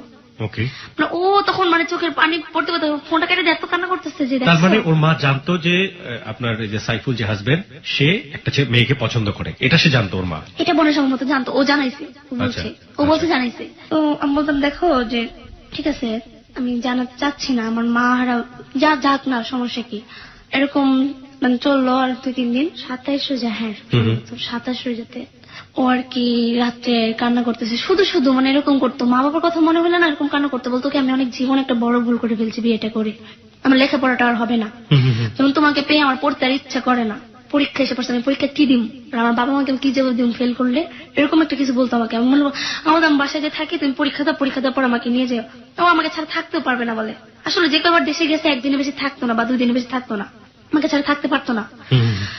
তো ও বলতে দেখো এখন যদি মাকে জানাতে যাই তাহলে তোমার সাথে আমার ডিভোর্স করে ফেলবে, যেভাবে হোক। আমার বাবার অনেক টাকা, তোমাকে যত টাকা দরকার দিবে, কিন্তু তোমার সাথে আমার সম্পর্ক রাখতে দিবে না, ডিভোর্স করে ফেলবে। আর আমি মা বাবাকে হারাতে পারবো না, তোমাকে হারাতে পারবো না, মা বাবাকে হারাতে পারবো না, এরকম কথা বলতো। বলে অনেক কান্নাকাটি করতো। না আমি কিছুই বলতে পারতাম না, আমি কি বলবো, জাস্ট একটু সান্ত্বনা দিতাম, ঠিক আছে তাহলে আমাকে ছেড়ে দাও। আমি এটা বললে এটাও রাজি হইতো না। ওদিন অনেক কান্নাকাটি করতেছে। এখন ও আর কি বাসায় ফোন করছে, আমি আসলে জানি না ওর বাসায় কি জানাইছে কিনা বিয়ের কথাটা। রাত্রে আর কি শুধু শুধু আসে, মানে বাইরে থেকে আসছে এসে কান্নাকাটি করতো, বলতো আমাকে ডিস্টার্ব করবা না, তুমি তোমার মতো ঘুম, আমি আমার মতো ঘুমাই। ও সোফায় ঘুমাইছে, আমাকে খাটে ঘুমাইতে দিচ্ছে, আমার সাথে ঘুমাইনি। তো সেদিন সকালবেলা ভোরে উঠে, রোজার মাস ছিল, রোজা তো রাখতাম না, অনেক এরকম ভোরে কোনোদিনও উঠে না। তো সেদিন ভোরে আর কি 6টা বাজে উঠে আমাকে বললো যে আমার অনেক ক্ষুধা লাগছে, তুমি রান্না করতে যাও। আমি বললাম আচ্ছা ঠিক আছে রান্না করতে যাই। মানে সেদিন রান্না করার কথা বলি না, বলে তারা একটু কথা আছে তোমার সাথে। বললাম পরে বলি, আমার সারাদিন তো আছি, চলে যাবো না? বলে হ্যাঁ হ্যাঁ চলে যাবো, অনেক দূরে চলে যাবো। বলে পরে বলতেছে যে তুমি ফাইজ নেমে করতেছো কেন, কোথায় চলে যাবো? তো আমাকে বললো যে দেখো আমি আমি তোমার কাছে আর থাকতে পারবো না। আমি মনে করছি কি হয়তো ফান করে বলতেছে, আমাকে অনেক আদর করতেছে সেদিন, মানে বলতেছে কি তোমাকে ছাড়া আমি থাকতেও পারবো না। আমি বললাম ঠিক আছে, তুমি আমাকে ছেড়ে চাইবো না তো? বলে কি না তোমাকে ফেলে কোনোদিন যাবো না, আমাকে বলছে এটা। বলে তোমাকে যদি যাই একবারের জন্য যাবো। বললাম এটা কেমন ধরনের কথা বলছে, আমিও কান্না করতেছে ও কান্না করতেছে। বলে আচ্ছা ঠিক আছে, অনেক ক্ষুধা হচ্ছে, তুমি রান্না করতে যাও। এগুলো বললো। পড়ার পর বললো যে দেখো মানে গেটটা আটকে দিছে। আমি যখন রান্না করতে গেলাম গেটটা আটকে দিয়ে বলছে, আমি বললাম গেট আটকে কেন? বলে আমার একটা পার্সোনাল একটা কিছু আছে তো এই জন্য আমি এটা গেটটা লাগাইছি। তো আমি বুঝতে পারিনি, এরকম প্রায় করে আর কি। তো আর কি ভাতটা বসাইলাম, বসানোর পর আমি রান্নাঘরে দাঁড়িয়ে আছি। তো আমাকে ডাক দিল, ডাক দেওয়ার পর বললো দেখো আমার যদি কিছু হয়ে যায় তুমি কিচ্ছু করবে না, তুমি আমার জন্য হলো বেঁচে থাকবা। রুম থেকে বলতেছে, হ্যাঁ রুম থেকে বলতেছে। মানে তখন আমি এত কান্না করতেছি, এগুলো শুনে আমার ভয় লাগতেছে যে কিছু মনে একটা করবে হয়। তো মানে আমি বলতেছি যে কি ব্যাপার, কেন তুমি এরকম করতেছো কেন? আমিও কান্না করতেছি, ও কান্না করতেছে। কি ধরনের কথা বলতো আপনাকে সেই সময়টাতে? কি ধরনের কি বলতেছিল আর কি, মানে স্পষ্ট করে মনে পড়ে যে ওই সময়টাতে আপনাকে কি ধরনের কথাবার্তা বলছে? কোন সময়? যে সময়টা দরজা বন্ধ করে দিয়েছে। হ্যাঁ দরজা বন্ধ করে দিয়ে বলতেছে যে আমি তোমাকে অনেক ভালোবাসি, তোমাকে ছেড়ে আমি কোনোদিনও যাবো না, এটা বলতেছে। আমি তোমার সাথেই সবসময় থাকবো। হ্যাঁ বলতেছে তুমি গেট লাগাই, এগুলো বলতেছে। বলো মানে কেন? বল তুমি চিলাচিলি করো না, বুঝছো? গেট লাগাইছে এমনি, তুমি চিলাচিলি করলে মানুষ কিন্তু এখন ঘুমাইতেছে, এমনি সেরি খেয়ে ঘুমাইছে, তুমি যেমন অনেক রাত্রে ঘুমাইছে মানুষ। রোজার মাসের ঘটনা। তো আমি বললাম 2012-তে, মানে গত বছরের রোজাতে ঘটনাটা ঘটেছে। আর এই বছরের রোজাতে এসে আপনি হ্যালোইড 920 ঘটনাটা বলছেন। ওকে হ্যাঁ, তারপর? তো তারপর আমাকে আবার বললো যে তুমি যাও রান্না করতে যাও। হ্যাঁ, রান্না করতে যাও। তো আমি রান্না করতেছি, এর মধ্যে যেন কি করতেছে ঘরের ভিতরে বুঝতে না, আওয়াজ পাচ্ছি অনেকক্ষণ ধরে আওয়াজ পাচ্ছি না। আবার আসছি ওকে জিজ্ঞেস করতে, কি ব্যাপার তুমি এরকম করতেছো কেন? বলে কি যে কিছু করতেছি না, তুমি যাও না, তুমি রান্না করো। তো মানে আমার মনে একটু ভয় হইলো যে হয় মনে কিছু করবে। তখন আমার পাশের আমি উকিল মাকে ডাক দিলাম যে একটু উঠেন তো, দেখেন তো গেটটা কেন লাগাইছে, গেটটা লাগাই আর খুলতেছে না, কথা বলতেছে কিন্তু খুলতেছে না। তো ওরা ওদের অনেকক্ষণ গেট, যেহেতু অনেকক্ষণ অনেক রাত্রে ঘুমাইছে, অনেকক্ষণ বাইরানোর পর তার গেটটা খুলছে। গেট খোলার পর আমার উকিল বাবা যেটা, সে বলতেছে যে এই সাইফুল তুমি গেটটা খোলো। তখন বলতেছে গেট খোলো, আর কথা বলে না। তো বলে কি ফাইজলামি শুরু করছে, গেট খোলো না কেন, গেট খোলো। মানে ও কথাই বলতেছে না, কোনো কথাই বলতেছে না। মানে আমি অনেক নার্ভাস হয়ে গেছি, অনেক ভয় পাইতেছি, কি ব্যাপার কথা বলে না কেন। তো অনেকক্ষণ গেট বাইরে হলো, কোনো কথা বলে না। আমি ওর বলতেছি গেট কিন্তু আমি এখন ভাঙবো, তুমি কথা না বলো। তো বলে দাঁড়া 1 মিনিট, আমি একটু উপরে থেকে বাড়ি এলে ডাকবে। ও বলতেছে নাকি আর কোনো, না আপনি বলতেছেন? ও আর কোনো কথাই বলতেছে না, ওর কোনো সারা শব্দ নেই, কথা বলতেছে না। তো উপর থেকে বাড়ি এলে ডাক দিল। তো আমাদের রাস্তার পাশে জানালা ছিল, জানালাটাকে অনেক কষ্ট করে খুলছে, অনেক কষ্ট করে আর কি খুলছে। কে খুলেছে? বাড়িওয়ালা? খোলার পর দেখছে যে ও আর কি ছিলাম যে জানালাটা ভেঙে ফেলা হলো এবং বাড়িওয়ালা সেটা ভেঙে ফেললো, রাইট? হ্যাঁ, তারপর যেটা দেখলো যে মানে বললো যে ফ্যানের সাথে ওড়না দিয়ে আর কি ঝুলতেছে। তখন আর কি মারাই গেছে ওরা যতটুকু বুঝলো। মানে আপনি তখন কোথায় ছিলেন? আমি তখন রুমের ভিতরে ছিলাম। রুমের ভিতরে বলতে বাড়ির ভিতরে ছিলাম। বাড়ির ভিতরে ছিলেন, আর ওরা বাইরে থেকে ভাঙার চেষ্টা করছে সেই ভোর 6টার সময়? হ্যাঁ। ভোরবেলায় এই কাহিনী যখন কি মানে আকাশ সাদা হয়ে গিয়েছে নাকি একদম অন্ধকার আছে? সাদা ছিল। লোকজন জড়ো হয়ে গিয়েছিল না? না, তখন লোকজন জড়ো হয়েছে পরে। আচ্ছা, ঠিক আছে। হ্যাঁ, আপনি একের পর এক বলেন আমাদেরকে কি হলো তারপর। তারপর দেখলো, দেখার পর আমাকে স্যার কিছু বলে নাই। বললাম যে ভাঙতে চেষ্টা করতেছে না কেন? বলে না ভাঙলে তুমি ফাঁসবা। আমাকে বলতেছে ভাঙলে তুমি ফাঁসবা। বললাম কেন, কি হয়েছে? তখন ওরা বলতেছে না। তো ওরা বলা বলি করতেছে এরকম কিছু একটা হয়েছে। তখন আমি বললাম, আমি ফার্স্ট টাইম বিশ্বাসই করিনি যে ওরা মনে হয়তো ভুল দেখছে বা কি এরকম একটা কিছু। তো দেখতে গেলাম, আমাকে বাইরেও আসতে দিতেছে না। আমি দেখতে যাবো যে বাইরেও আসতে, আমি জোর করে বললাম যে না আমি দেখতে যাবই। তো সেদিন মানে বাইরে বেরোছি, জানলা দিয়ে দেখলাম, মানে দেখার পর মানে আমার এত খারাপ লাগছে, আমি কি বলবো। দেখার পর মানে দৃশ্যটা আমি দেখতে পাই না, মানে আমার মানে এত খারাপ, মানে কি বলবো, আমি মানে দেখে সহ্য করতে পারি না। আমি সাথে সাথে মনে হয় সেন্স হারিয়ে ফেলছি। আমাকে পরে বাসায় নিয়ে আসছে। আসার পর তো আমি সেন্স থেকে আমলে উঠছি মনে হয় 10 মিনিট পর ওঠার পর আমি মানে চিৎকার করতে, আমি দেখবো মানে ভিতরে যাওয়ার জন্য চেষ্টা করতেছি। বলতেছি কি না ভিতরে যাওয়া যাবে না। কিভাবে যাবা তুমি? ওরা যদি সাথে সাথে গেটটা ভাঙতো না তাহলে মনে হয় আমার মনে যতটুকু বোঝা যায় বাঁচানো সম্ভব হইতো। কিন্তু ওরা গেটটা ভাঙেনি। এবং ভাঙেনি এই কারণে যে যদি না বেঁচে থাকে তাহলে ওরা সবাই ফেঁসে যাবে, মামলায় বা পুলিশের কাছে ফেঁসে যাবে। হ্যাঁ। ওকে, তারপর তো বললাম যে ঠিক আছে তাহলে কিভাবে ভাঙবো? বলে পুলিশ কি ফোন না দিলে, পুলিশ যে পর্যন্ত না জানবে সে পর্যন্ত আর কি ভাঙা যাবে না। তো পুলিশের নাম্বার কোথায় পাবো? মানে টিভিতে ডিসি লাইনের ভিতরে মানে এর ভিতরে নাম্বার দেয় নিচে উঠে। আমি টিভি ছাড়লাম, ওনার রুমে টিভি ছাড়লাম, আমি কল দেবো। দেন আমার কথা হলো গেট ভাঙা দেওয়ার কথা। তো ফোন দিলাম, ফোন দেওয়ার পর বলছে এত নাম্বার বাসা আসেন। তোরা বললো যে আমার আসতে একটু লেট হবে, আমাদের এক ডিউটি শেষ হলে এক ডিউটিতে আসবো। ওনার তখন পর্যন্ত কি মানে এতক্ষণ পর্যন্ত আমি কি করবো? তো বলে আচ্ছা যত তাড়াতাড়ি পারবো আমরা চেষ্টা করবো আসার জন্য। তো এতক্ষণ পর্যন্ত আমি কান্না করতেছি, মানে আমার বিশ্বাসই হইতেছিল না। তখন আমি এত কান্না করতেছি না, আমি বিশ্বাস করতেছিলাম না। আপনি কি দেখেছেন আমাদের একটু বলবেন? ওখানে গিয়ে জাস্ট ঝুলছে। ঝুলছে, পিছন সাইডে দেখা যাচ্ছে, সামনে সাইডে দেখা যাচ্ছে না। তাও ভালোভাবে দেখা যাচ্ছে না, কাপড় ছিল তো সামনে, জানার সামনে দেখা যাচ্ছে না। তো মানে বিশ্বাস করতেছিলাম না। তো আমি বলেছি কি যে মানে বেঁচে আছে। আমি তো জানি না যে ফাঁসি দিলেই মানুষ মারা যায়, যে আমি মনে করছি যে ও বেঁচে আছে, মানে জ্ঞানটা না হয়তো জ্ঞানটা হারিয়ে ফেলছে, আমার মনে হচ্ছে এটা। তো আমি যখন মানুষের বলতেছি না কিসের মরে নেই, মানুষ আমার ধমক দিতেছে, বলে তুমি জানো মরে নেই, বোঝা যাচ্ছে না একটা দিনে দেখা। আমি বিশ্বাসই করতেছিলাম না তাদের কথা। তখন পুলিশ আসলো, আসার পর মানে গেট ভাঙলো, গেট ভাঙার পর এখন আমি বলছি যাবো সামনে, আমাকে সামনে যেতে দিতেছে না, মানে কোনো মতে আমাকে সামনে যেতে দিল না, বলে তুমি দেখলে ভয় পাইবা, নাহলে তোমার হাজবেন্ড তো তুমি অনেক খারাপ লাগে তোমার সামনে যেতে দিব না। মানে আমার গেট আটকে রাখছে ভিতর দিয়ে, মানে বেরোতে আমি এমন মানে গেট মানে ভেঙে ফেলতেছে, আমার যতটুকু শক্তি আছে আমি তখন, আমাকে বেরোতে দিতেছে না পুলিশরা। লাস্ট নিয়ে গেছে গা, আমাকে না দেখাই নিয়ে গেছে, তুমি পরে দেখো। তারা নামায়া লাস্ট নিয়ে গেছে পোস্টমর্টম করার জন্য, তখন গেট খুলছে, আমি গোল রুমে যে দেখি ওই নাই, তখন আমি আর বেশি কান্না করতেছি, যে মানে এমন ভাবে কান্না করতেছি, বাচ্চাদের মানে বেশি কান্না করতেছি, মানে পুলিশদের মানতেছি না, তাদের ধাক্কা দিয়ে সরে আমি বাইরে যাবো দেখবো, যা দেখি নাই। তো বলো তুমি তুমি টেনশন করো না, তুমি দেখতে পারবা, তুমি পরে দেখো।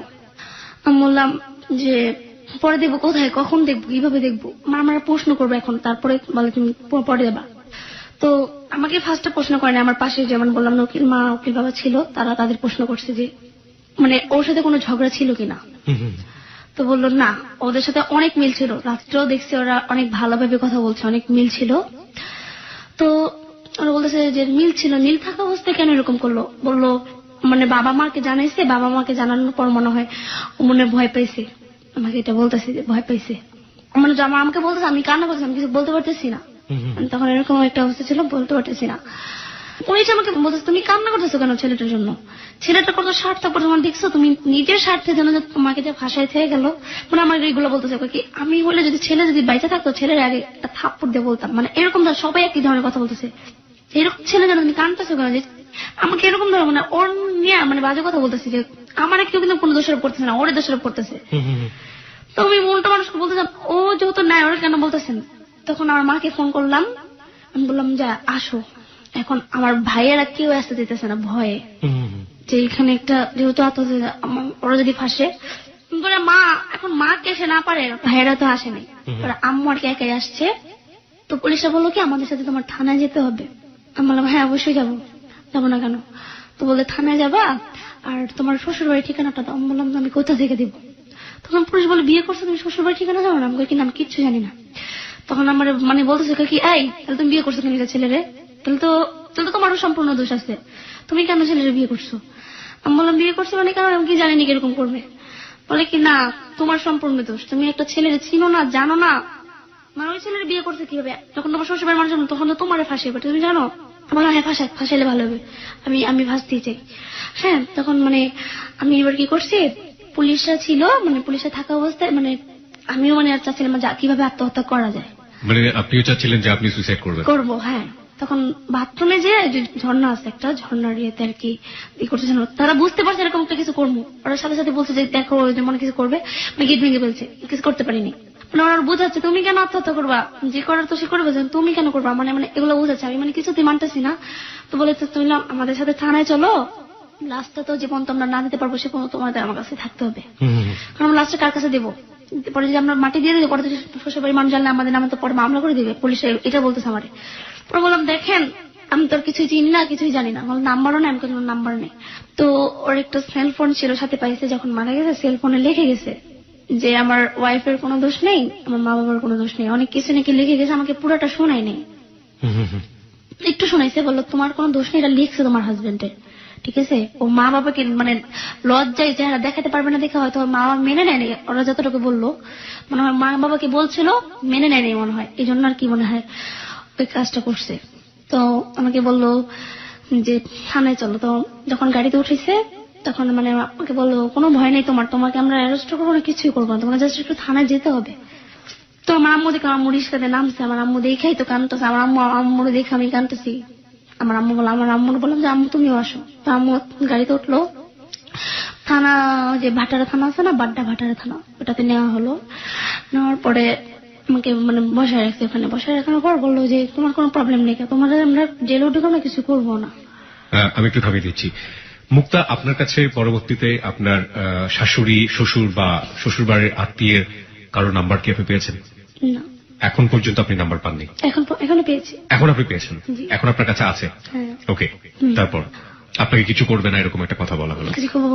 বললো যে তোমার কিচ্ছু হবে না, আমরা কিছুই করবো না, যেহেতু তোমাকে মামলা করা যাবে না, তোমার হাজবেন্ডই লিখে দিয়ে গেছে। তো আমি বললাম যে আমি কিছুই বলতেছিলাম না, আমি সেখানে যাওয়ার পর মানে কিভাবে আত্মহত্যা করা যায় সেটা খুঁজতেছিলাম। আমার আম্মু আমাকে রেখে বলছে যে ঠিক আছে আমি যাই, আমি আসতেছি বাসায় থেকে, যদি টাকা দরকার লাগে টাকা নিয়ে আসতেছি, যদি পুলিশে যেভাবে টাকা দিয়ে আমি ইয়ে করবো। তোমার আম্মু আমাকে রেখে চলে গেল। তো ওখানে যাওয়ার পর ওদের বললাম যে কাবির নামে যে ঠিকানাটা আছে সেই ঠিকানা মতো আপনারা দেখেন, খোঁজ খবর নিয়ে দেখেন যে ওটা আমার শ্বশুর বাড়ির ঠিকানা দিছেও, দেখেন ওটা আসল কিনা। তো বলতো আসল না। তো ওই ঠিকানা মতো পুলিশটা খবর নিছে 5টার দিকে আর কি, ওর বললো যে ঠিকানাটা আসল। পুলিশ খবর নিয়ে ঠিকানাটা জানলো আসল। এবং তখন পর্যন্ত আপনি জানেন না যে সুইসাইডটা সে কেন করলো, এবং একই সাথে আপনি এটাও জানেন না যে আপনার পরিবার থেকে ওর বাড়িতে যোগাযোগ করা হয়েছে কিনা, বা ওর পরিবার থেকে জানে কিনা যে আপনাকে বিয়ে করেছে কিনা, তখন পর্যন্ত আপনি কিছু জানেন না। তারপরে আপনি ধীরে ধীরে কি জানলেন? বললো আমার পুলিশে বলো তোমার শ্বশুর বাড়ির মানুষ করা যাচ্ছে, তুমি এবার টেনশন করো না, তোমার এসে কিছু বলবে না, আমরা আসছি না সাথে, কি বলবে? আমি বললাম কি বলবে, আমি কি কিছু করছি নাকি আমাকে কিছু বলবে? তো এর মধ্যে আসার আগে আর কি আমাকে একটা রুমে নিয়ে বসতে দিচ্ছে পুলিশ, তুমি এখানে থাকো, একা একা ভালো লাগবে। তো সেখানে আমি চিন্তা করছি কিভাবে মরা, মানে কিভাবে করা যায়। ওই রুমের ফ্যান ছিল, তো আমার ওড়নাটা তারা রেখে দিছিল, বলে তুমি যদি মানে কিছু একটা করো, মহিলা পুলিশ তারা ছিল বলে ওড়নাটা রেখে দিছে, বলে না তুমি যদি এরকম কিছু একটা করো, মানে তখন আমি কিভাবে কি করবো মানে চিন্তা করতেছি। তখন মানে কারেন্টের তার ছিল, মানে সেই রুমে সিসি ক্যামেরা ছিল আমি জানি না, তো কারেন্টের তার গুলা ছিঁড়তেছিলাম মানে আত্মহত্যা করার জন্য। তো তারা সিসি ক্যামেরা দেখে সাথে সাথে মানে পুরা মেইন কারেন্ট পুরা অফ করে দেয়। অফ করে দেন, তারা দৌড়াই এসে পরে রুমে থেকে বের করে ফেলে। আচ্ছা বকতেছে, বলে তুমি এখানে যদি মর তাহলে আমরা সবাই ফাঁসমো, যে আমার পুলিশ এই জায়গায় আমার থানায় এসে যদি আত্মহত্যা করো তাহলে তো আমরা সবাই ফাঁসমো। আমরা যে মেন অফিসার ছিল সে অনেক বুঝাচ্ছে, অনেক আদর করতেছে, আমরা তুমি কেন আত্মহত্যা করবা, মানে আমি কোনো মধ্যে পারতেছিলাম না। বললো যে ওর সাথে একটা মানুষ রাখা দরকার। তখন একটা মহিলা পুলিশ আমার সাথে আর কি সারাক্ষণ বসে, মানে যে তোমার শ্বশুর না আসলো সে মতো আসলো, বসে থাকলো। তোমার শ্বশুর 8টার দিকে আসছে, অনেক মানুষ আসছে, প্রায় 10-12 জন হবে। তো শাশুড়ি আসে না, শ্বশুর আসছে, দেবর আসছে, আরো চাচাতো দেবর আসছে। তো শ্বশুর আসার পর বলতেছে আমার ছেলের বউ কোনটা, তোমাকে দেখাইলো। আমাকে দেখার পর আমি কিছু বলতেছি না, আমাকে খালি জাস্ট বললো যে তুই আমার ছেলের না জেনে সে না বিয়ে করছো, দেখেই আজকে আমার ছেলের অবস্থা। শ্বশুর ফার্স্ট এই কথাটাই বললো, আর কিচ্ছু বলে নাই। কিছু বলতে পারতেছি না, আমি সাহস পাচ্ছি না ওনাদের সাথে কথা বলার, যে আমি যাবো আপনাদের সাথে বা আপনারা যে লাস্টে নিয়ে যাবেন আমি আপনাদের সাথে যাবো, এগুলো কিচ্ছু বলতে সাহস পাচ্ছি না। মানে আমার শ্বশুর কান্না করতেছে, তো আমিও কান্না করতেছিলাম। শ্বশুর কিছু আর বলেনি, বাইরে চলে গেছে, আমার দেখে বাইরে চলে গেছে। মানে তখন বলতেছে এখানে একটা মামলা করা দরকার, মানে আমাদের নামে যে মামলাটা করবে। তো পুলিশরা বলছে যে আমার আম্মুরে ফোন করে বলছে 5,000 টাকা আনেন, 5,000 টাকা আনলে আপনাকে ছেড়ে দেওয়া হবে। পুলিশ বলছে মামলা হয় নাই, মামলা না 5,000 টাকা দিলে ছেড়ে দেওয়া হবে। তো সেখানে একটা পুলিশ ভালো ছিল, তো একটা পুলিশ এসে বলতেছে তোমাদের নামে মামলা হয়ে গেছে, তোমার আম্মুর রাস্তা না করো, আসলে কিন্তু তোমার আম্মুরও কিন্তু আটকেব। তো আমি বললাম যে ঠিক আছে আমার আম্মুর আমি রাস্তা না করে দিতেছি। তো আমি শুনছি, যতটুকু শুনছি মামলাটা নাকি করতে চায়নি পুলিশরা, অনেক পরিমাণ টাকা দেওয়ার পরে মামলাটা হয়েছে আপনার নামে। হ্যাঁ। কি মামলা হলো, কি করা হলো মামলায়? সন্দেহ মামলা দিচ্ছে যে আত্মহত্যা প্ররোচনা মামলাটা, মামলার কাগজ আত্মহত্যার প্ররোচনা মামলার কাগজটা এই মুহূর্তে আমার কাছে রয়েছে, একটু আমি দেখতে পারি, রাইট? ওকে। মামলাটা কে করলো আপনার এগেইনস্টে? মামলাটা কে করলো? মামলাটা আমার শ্বশুর করেছে। ওকে ওকে। এটা হচ্ছে আপনার শ্বশুরের নাম্বার এখানে যেটা দেয়া আছে না? ওনার নাম হচ্ছে আসাদ গোলজার। আসাদ গোলজার। ওকে। এই কাগজগুলো সম্পূর্ণ কনফিডেন্সিয়াল কাগজ, আমরা এটা পড়ে শোনাবো না, যেহেতু মামলাটি এখনো চলছে, রাইট? মামলাটা এখনো চলছে, মানে এক ধরনের সন্দেহ ব্যাপার, মানে আত্মহত্যা সে করেছে এটা স্বীকার করেছে এখানে এই এজাহারে, কিন্তু এটা এক ধরনের সন্দেহ হচ্ছে তার যে আপনার দ্বারা কোনোভাবে প্ররোচিত হয়েছে কিনা বা আপনার ফ্যামিলির দ্বারা কোনোভাবে প্ররোচিত হয়েছে কিনা। ওকে, হ্যাঁ মুক্তা, তারপর কি হলো? তারপর তারা মামলা টামলা করে চলে গেল। সেদিন থানায় আর কি আমাকে এক রাত থাকতে দিছে, মানে সেখানে একটা আছে না থানায় যে মানে আসামিদের যে একটা কারতা সেখানে রাখে, আমাকে কিন্তু সেখানে রাখা হয়নি। আমাকে ওখানে যারা পুলিশটা যে থাকে মানে মহিলা পুলিশরা সেখানে আমাকে রাখা হয়েছে। বলে তোমার মামলাটা এরকম গুরুত্বপূর্ণ না, তুমি আসামিও না, আমরা যতটুকু জানি তোমার শ্বশুরের জোর জবরদস্তি এটা মামলা করছে, আমরা নিরুপায়, আমরা মামলা করতে বাধ্য হয়েছি। তো পরের দিন কোর্টে নিছে আর কি, আমাকে কোর্টে চালান করে দিছে।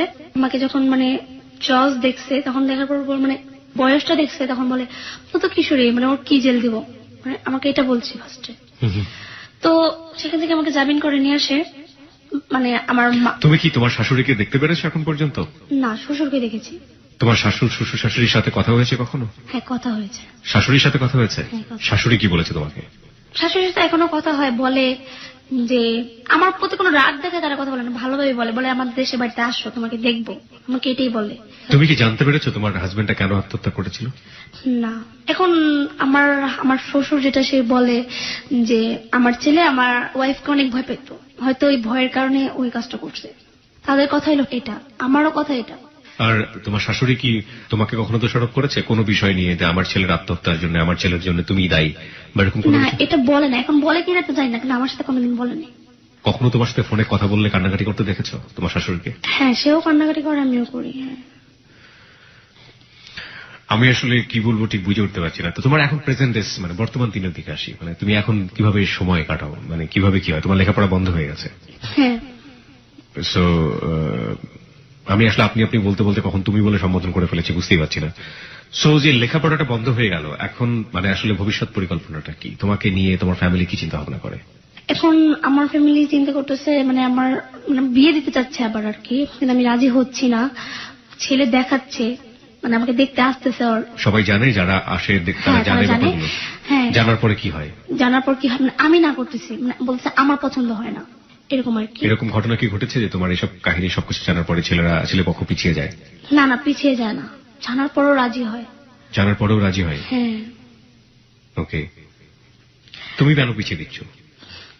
আমি কেন পিছিয়ে নিচ্ছি, আমি চাচ্ছি না, মানে এই মুহূর্তে, মানে আমি চাচ্ছি কতদিন পর করি, মানে মামলাটা শেষ হওয়ার পর আমি বিয়েটা করতে চাচ্ছি। মানে তুমি নিজেও যাও বিয়ে করতে এখন? মানে বিয়ে করতে আমি চাই, আমি ফ্যামিলির চাপে আমার বিয়ে করতে হবে, আমি যতটুকু বিয়েটা করতেই হবে তোমাকে? করতেই হবে, হ্যাঁ। মামলাটা কবে শেষ হবে কিছু জানো? বলছে যে মামলাটা শেষ হইতে আর বেশি দিন লাগবে না, বলছে 2-1 বছর লাগবে। মানে আমার শ্বশুর বলছে নিজেই আপোষ করবে, আপোষ করলে তো বেশি দিন লাগবে না, হয়তো 6-7 মাস লাগবে। ওকে, প্রিয় শ্রোতা, আমরা এই মুহূর্তে মুক্তার শ্বশুর যিনি মামলাটি করেছেন তার আসলে মনোভাব কি সেটা জানার জন্য আমরা এই মুহূর্তে তার সাথে কথা বলবো। এই পার্টি ডিল করছে শাকিল। কিবরিয়া, আপনাকে অনেক ধন্যবাদ। প্রিয় শ্রোতা, এই মুহূর্তে আমরা ফোনে যোগাযোগ করছি মুক্তার শ্বশুর আসাদ গুলজার সাহেবের সাথে। আপনার নাম কি আসাদ গুলজার? হ্যাঁ জি, আমার নাম হচ্ছে শাকিল, আমি এবিসি রেডিও থেকে, আমাদের হ্যালো 8920 অনুষ্ঠান থেকে। হ্যাঁ, শুনছি, কি বলেন? আচ্ছা, সাইফুলের বউ মুক্তার সঙ্গে আমরা কথা বলেছি, তো আমি একটু জানতে চাচ্ছিলাম যে আপনার ছেলে কেন মারা গেল, আপনি এর কারণটা কি মনে করেন? সাইফুল ডিপ্লোমা ইঞ্জিনিয়ার হয়ে বাড়িত, পরীক্ষার আগে বললো যে আপা পরীক্ষা তো আসছে, পরীক্ষার ফিস দিতে হইব, ঘর ভাড়া দিতে হইব, 1020 টাকা লাগবে। পরে আমি টাকা দিয়ে দিলাম। একদিন পরেই খবর আছে সে মারা গেছে। এই যে কিভাবে মারা গেল, কেমনে মারা গেল, এটা আগে এখন পর্যন্ত বুঝতে পারতেছি না, কিন্তু আমি কেস করে রাখছি, এটুকু আমি জানি। বিয়া করছে না না করছে এটা আমি পর্যন্ত শিওর আমি দিতে পারতেছি না। জি জি, আচ্ছা, আপনি আমাকে আরেকটা জিনিস বলেন যে ওই মুক্তাদের বাড়ি থেকে কি আপনাদের সাথে কখনো কোনো যোগাযোগ করা হয়েছে? না না না না না, চিনি না, আর এক ব্যাপারে জানি না। মুক্তাদের বাড়ি থেকে কেউই তাহলে এসে আপনাদের সাথে যোগাযোগের চেষ্টা করেনি? না না না, ওই লাশ আনতে যায় শুনলাম এই কাজ হয়েছে, বিয়ে করছে। আমরা বললাম না, এটা তো কিছুদিন হইতে পারে না। আচ্ছা, যেটা হয়েছে তাহলে আপনারা নিশ্চয়ই জানতাম। মুক্তাদের পরিবার থেকে যখন আপনাদের পরিবারের সাথে যোগাযোগ করতে চাইছে তখনই আপনার ছেলে হতাশ হয়ে পড়ছে, এবং সেই কারণেই হচ্ছে সে এরকম আত্মহত্যার পথ বেছে নিছে। আমরা অনেকটা এইটা জানতে পেরেছি। আপনি কি মনে করেন ব্যাপারটা আসলে? ওটা তো আমরা দেখি না আর শুনিও না, যে আমরা কিভাবে বিশ্বাস করতে পারি? কোন এখন বিয়ে হয়েছে, বলছে বাড়িতে যোগাযোগ করতে, এটা এখন মুখটা বলতে আছে, এত আর বলেনি। সাধারণ বাচ্চা নাটক করতে পারে, গরিব মানুষ মাদের ব্যবসা করি আমি জীবনে যা কামাইছি আমার ছেলের পিছনে আমি তাই করে লেখাপড়া করাইছি, এমন বহু টাকা ঋণ করে আমার এই ছেলেটা এভাবে যাইব গা, কিছুতে আমি আমার মনে মানাইতে পারি না। জি, আত্মহত্যার প্ররোচনার কথা বলে মুক্তার মা এবং ওদের পরিবারের সবার নামেই মামলা করেছেন। এই মামলাটা নিয়ে আপনি এখন কি ভাবছেন? মামলা করে রাখছি, দেখি মামলা কোন পর্যন্ত যায়। আমি সত্য ঘটনাটা জানার জন্য মামলাটা করছি। মুক্তার দ্বারা যদি ক্ষতি হইয়া থাকে বা অন্য কেউ যদি কোনো চাল করে মাইরা থাকে তাইলে এটা পাশ হইব। এই ঘরের ভিতরে আমরা 2টা লোক থাকি, তাহলে আমি যদি ফাঁসিতে মারা যাই লগা ছিল দেখবো না, আমরা না যাইতে ওরা পোস্টমেটিং করে আইডিয়া ছিল ঢাকা মেডিকেল লাইনে পালাইয়া দিচ্ছে। আমারও লাগে নাই, গাইডের সাইডটা বাইরে কিনে লাগছে, এটা কিভাবে বুঝবো যে ওই মারা গেছে না মাইসি মারছে? এটা তো আমরা কোনো চিহ্ন বাইরে কিনে লাইনে মানুষের কোনো কিছু থাকে? জি না, যদি আল্লাহ পাক বার করে তাইলে হইলে কথা, না তো কোনো কথা নেই। ঠিক আছে আসিফ সাহেব, আপনার সাথে অনেক কথা হলো, আমরা অনেক কিছু জানতে পারলাম। তো আপনি ভালো থাকবেন। আমাদের এবিসি রেডিওর পক্ষ থেকে, আমাদের অনুষ্ঠান হ্যালো 8920 পক্ষ থেকে আপনাকে অনেক অনেক ধন্যবাদ। প্রিয় শ্রোতা, আমরা এতক্ষণ শুনছিলাম আসাদ গুলজার সাহেবের কথা, তিনি তার মতো করে বললেন। এখন আমরা আবারও ফিরে যাচ্ছি আমাদের আজকের অতিথি মুক্তার কাছে এবং ফিরছি কিবরিয়ার কাছে। কিবরিয়া। আচ্ছা মুক্তা, তুমি হ্যালো 8920 কেন আসলা? আসলে আসছি এই জন্যই যে আমার মতো অনেক এই ভুলটা অনেকেই করতেছে। অনেকেই হয়তো বুঝে না। আমার কথাটা, আমার গল্পটা যদি অনেক অনেক মেয়েই শুনতেছে আমার মতো, হয়তো শোনার পর হয়তো এই কাজটা করবে না, এরকম আমার মতো নিজে নিজে একা বিয়ে করবে না, বা কোন ছেলেকে এরকম করতেছে না জেনে শুনে একজনকে বিয়ে করতেছে, হয়তো তাদেরও তো এর ক্ষতিটা হতে পারে, এরকম জীবনের একটা দুর্ঘটনা ঘটে যেতে পারে। এই জন্য যে আশা যে আমি আসছি, এটা সবাই শুনবে, হয়তো অনেকেই বুঝবে না, অনেকেই জানে না আমার জিনিসটা, ওনার একটু হয়তো জানে, হয়তো ভুল বুঝে আমাকে যে আমার কারণে হয়তো আমার হাজবেন্ড আত্মহত্যা করছে। তো আমি এই জন্যই আসছি যে আমার কথাটা শোনার পরে এই ভুলটা কেউ না করে, আমার এটাই এই জন্যই আসা। তোমার এখন এই মুহূর্তে সবচেয়ে কাছের বন্ধুকে, সবাই সবসময় তোমার সুখে থাকে দুঃখে থাকে পাশে থাকে, এরকম কাছের বন্ধুকে কেউ আছে? ফ্যামিলি মেম্বার হোক বা অন্য যে কেউ হোক, আছে সে? হ্যাঁ আছে। কে? তার নামটা is a male or female, মানে ছেলে অথবা মেয়ে? ছেলে। ছেলে। তোমার চেয়ে বয়সে বড় না ছোট? হ্যাঁ বয়সে বড়। বয়সে বড়। তুমি এটাকে লাভ করো? মানে টু বি অনেস্ট, লাভ করি না। মানে আমাকে জাস্ট একটু সামারিটা বলবা যে সম্পর্কটা আসলে কেমন? তোমার হাজবেন্ড থাকা অবস্থায় ছিল নাকি হাজবেন্ড মারা যাওয়ার পর? না না, হাজবেন্ড মারা যাওয়ার অনেকদিন পর, প্রায় 6-7 মাস পর। 6-7 মাস পরে সে তোমাকে কি ধরনের পরামর্শ দেয়, মানে বোঝায় যে? সে যখনই ফোন, সে আমার সাথে যখনই কথা বলে, আমার হাজবেন্ডের ব্যাপারটি নিয়ে আমাকে সবসময় বোঝায়। তুমি যখন মন টন খারাপ থাকে আমাকে বোঝায়, হাসায়, বা অনেক ভালো, বন্ধুত্বর মতো আর কি। ওনার সাথে তোমার বয়সের ডিফারেন্স কত? এই তো 6-7 বছরের। 6-7 বছর। সে কি ম্যারিড? না, ম্যারিড না। তুমি তাকে চেনো? হ্যাঁ চিনি। ডিটেল চেনো? কোথায় থাকে না থাকে, কি করে না করে? হ্যাঁ সব জানো? তোমার ফ্যামিলি জানে? তোমার ফ্যামিলি তাকে নিয়ে চিন্তা করে? আমার ফ্যামিলি জানে না। তোমার ফ্যামিলি এখনো জানে না? টু বি অনেস্ট, ফ্যামিলি জানতে বলতে জানে যে ফ্রেন্ডশিপ, আমার মা জানে না, ভাবি জানে। তুমি কি তাকে বিয়ে করার কথা চিন্তা করো? না না না না, কখনোই চিন্তা করো না। সে কি তোমাকে চিন্তা করে? না, শুধুমাত্র ভালো বন্ধু। ভালো বন্ধু, হ্যাঁ। এবং তোমার সুখে দুঃখে সে খুব সুন্দর করে পরামর্শ দেয়। হ্যাঁ। প্রিয় শ্রোতা, এই মুক্তার জীবনের গল্পটা হয়তো এখানেই শেষ হয়ে যাচ্ছে, কিন্তু জীবন কিন্তু থেমে থাকবে না। জীবন যেখানে একটা জিনিস স্টপ হয়ে যায়, আরেকটা সেখানে শুরু হয়। রবীন্দ্রনাথের ভাষায় আবারও বলতে হয়, শেষ নাহি যে শেষ কথাকে বলবে, আঘাত হয়ে দেখা দিলে আগুন হয়ে জ্বলবে, বরফ জমা সারা হলে নদী হয়ে গলবে। অবস্থা, রূপ, অবস্থার আসলে কোনো সময় শেষ নেই, রূপ পরিবর্তন হয় এবং বিজ্ঞানও সেটা স্বতঃসিদ্ধ সত্য। আজকে আমরা যে অবস্থার মুখোমুখি হলাম সেটা একটা অবস্থা ছিল। মুক্তা যদি আজ থেকে 20 বছর পরে হ্যালো 8920 আসে, তাহলে মুক্তার জীবনের গল্পে আজকে যে বিষয়টা 2 ঘন্টা জুড়ে, সে বিষয়টা হয়তো বা 10 মিনিটও স্থান পাবে না। মুক্তার জীবনে নতুন নতুন গল্প আসবে। কিন্তু যারা আজকে মুক্তার জীবনের গল্প শুনলেন, তাদের জীবনে যাতে এরকম ভুল না হয়, তারা যাতে এরকম ভাবে ভুল না করেন, তাদের জীবনের এই পার্টটা যেন ডিলিট হয়ে যায়, সে কারণেই আসলে হ্যালো 8920। মুক্তার জীবনে নতুন কেউ না কেউ আসবে। মুক্তা একটা সময় হয়তো ভুলে যাবে। মানুষ ভুলে যায় বলেই মানুষ বাঁচতে পারে। প্রচন্ড কষ্ট, প্রচন্ড ভালোবাসা, সবকিছু নিয়ে মুক্তা রান করেছে একটা সময়, এখনো তার মধ্যেই আছে। মুক্তা হয়তো বা ভুলে যাবে, কিন্তু মুক্তার জীবনটা তো এরকম নাও হতে পারত। ছোটখাটো দুটো ভুল, ছোটখাটো দুটো ইমোশন, ছোটখাটো কিছু একের পর এক ভুল, এগুলো তো মুক্তাকে এই জায়গাটায় নাও নিয়ে আসতে পারত। এই ছোটখাটো ভুল যেন মুক্তার মতো কেউ না করে, সেজন্যই মুক্তা আজকে হ্যালো 8920 এসছে। আমরা মুক্তার জীবনের গল্প এখানেই শেষ করছি, তবে হ্যালো 8920 শেষ হচ্ছে না, ফিরবো একটু পরেই। আপনারা চাইলে আসতে পারেন আমাদের ফেসবুকে। যাবার সময় যে কথাটি খুবই গুরুত্বপূর্ণ মুক্তার জীবনের গল্পে, এই জীবনের গল্প আমরা ওয়ান সাইডেড ভাবে এখানে তুলে ধরেছি, একপাক্ষিক ভাবে। এখানে যারা মামলা করেছেন সে বিষয়টি সম্পূর্ণই আইন বিভাগের, বিচারালয়ের দায়িত্ব। বিচারক এবং বিচারালয় এই মামলার উপরে, এই যে ঘটনা, সে ঘটনার উপরে যে বিচার কার্য বা যে সমাধানটি দেবেন, সেই বিচারের ফলাফলের প্রতি এবিসি রেডিও এবং একই সাথে হ্যালো 8920 সম্পূর্ণ শ্রদ্ধা রেখে মেনে নেবে। আমরা কোনোভাবেই এই ঘটনাটি যেটা আজকে প্রচার করলাম সেটা দ্বারা কোনোভাবেই মামলাকে প্রভাবিত করার চেষ্টা করিনি, এবং একই সাথে কোনোভাবেই আমরা মুক্তার ঘটনা দ্বারা নিজেরা প্রভাবিত হবার চেষ্টা করিনি অন্যায়ভাবে। আমরা শুধুমাত্র ঘটনা এখানে তুলে ধরেছি, এবং যেহেতু বিষয়টি এখন পর্যন্ত কোর্টের বিচারাধীন, সুতরাং কোর্ট এই বিষয়টির উপরে যে রায়টি দেবেন সেই বিচারের উপরে আমাদের সম্পূর্ণ শ্রদ্ধা রয়েছে এবং সেটা আমরা মেনে নেব। আমরা গল্পটা এখানে শেষ করছি।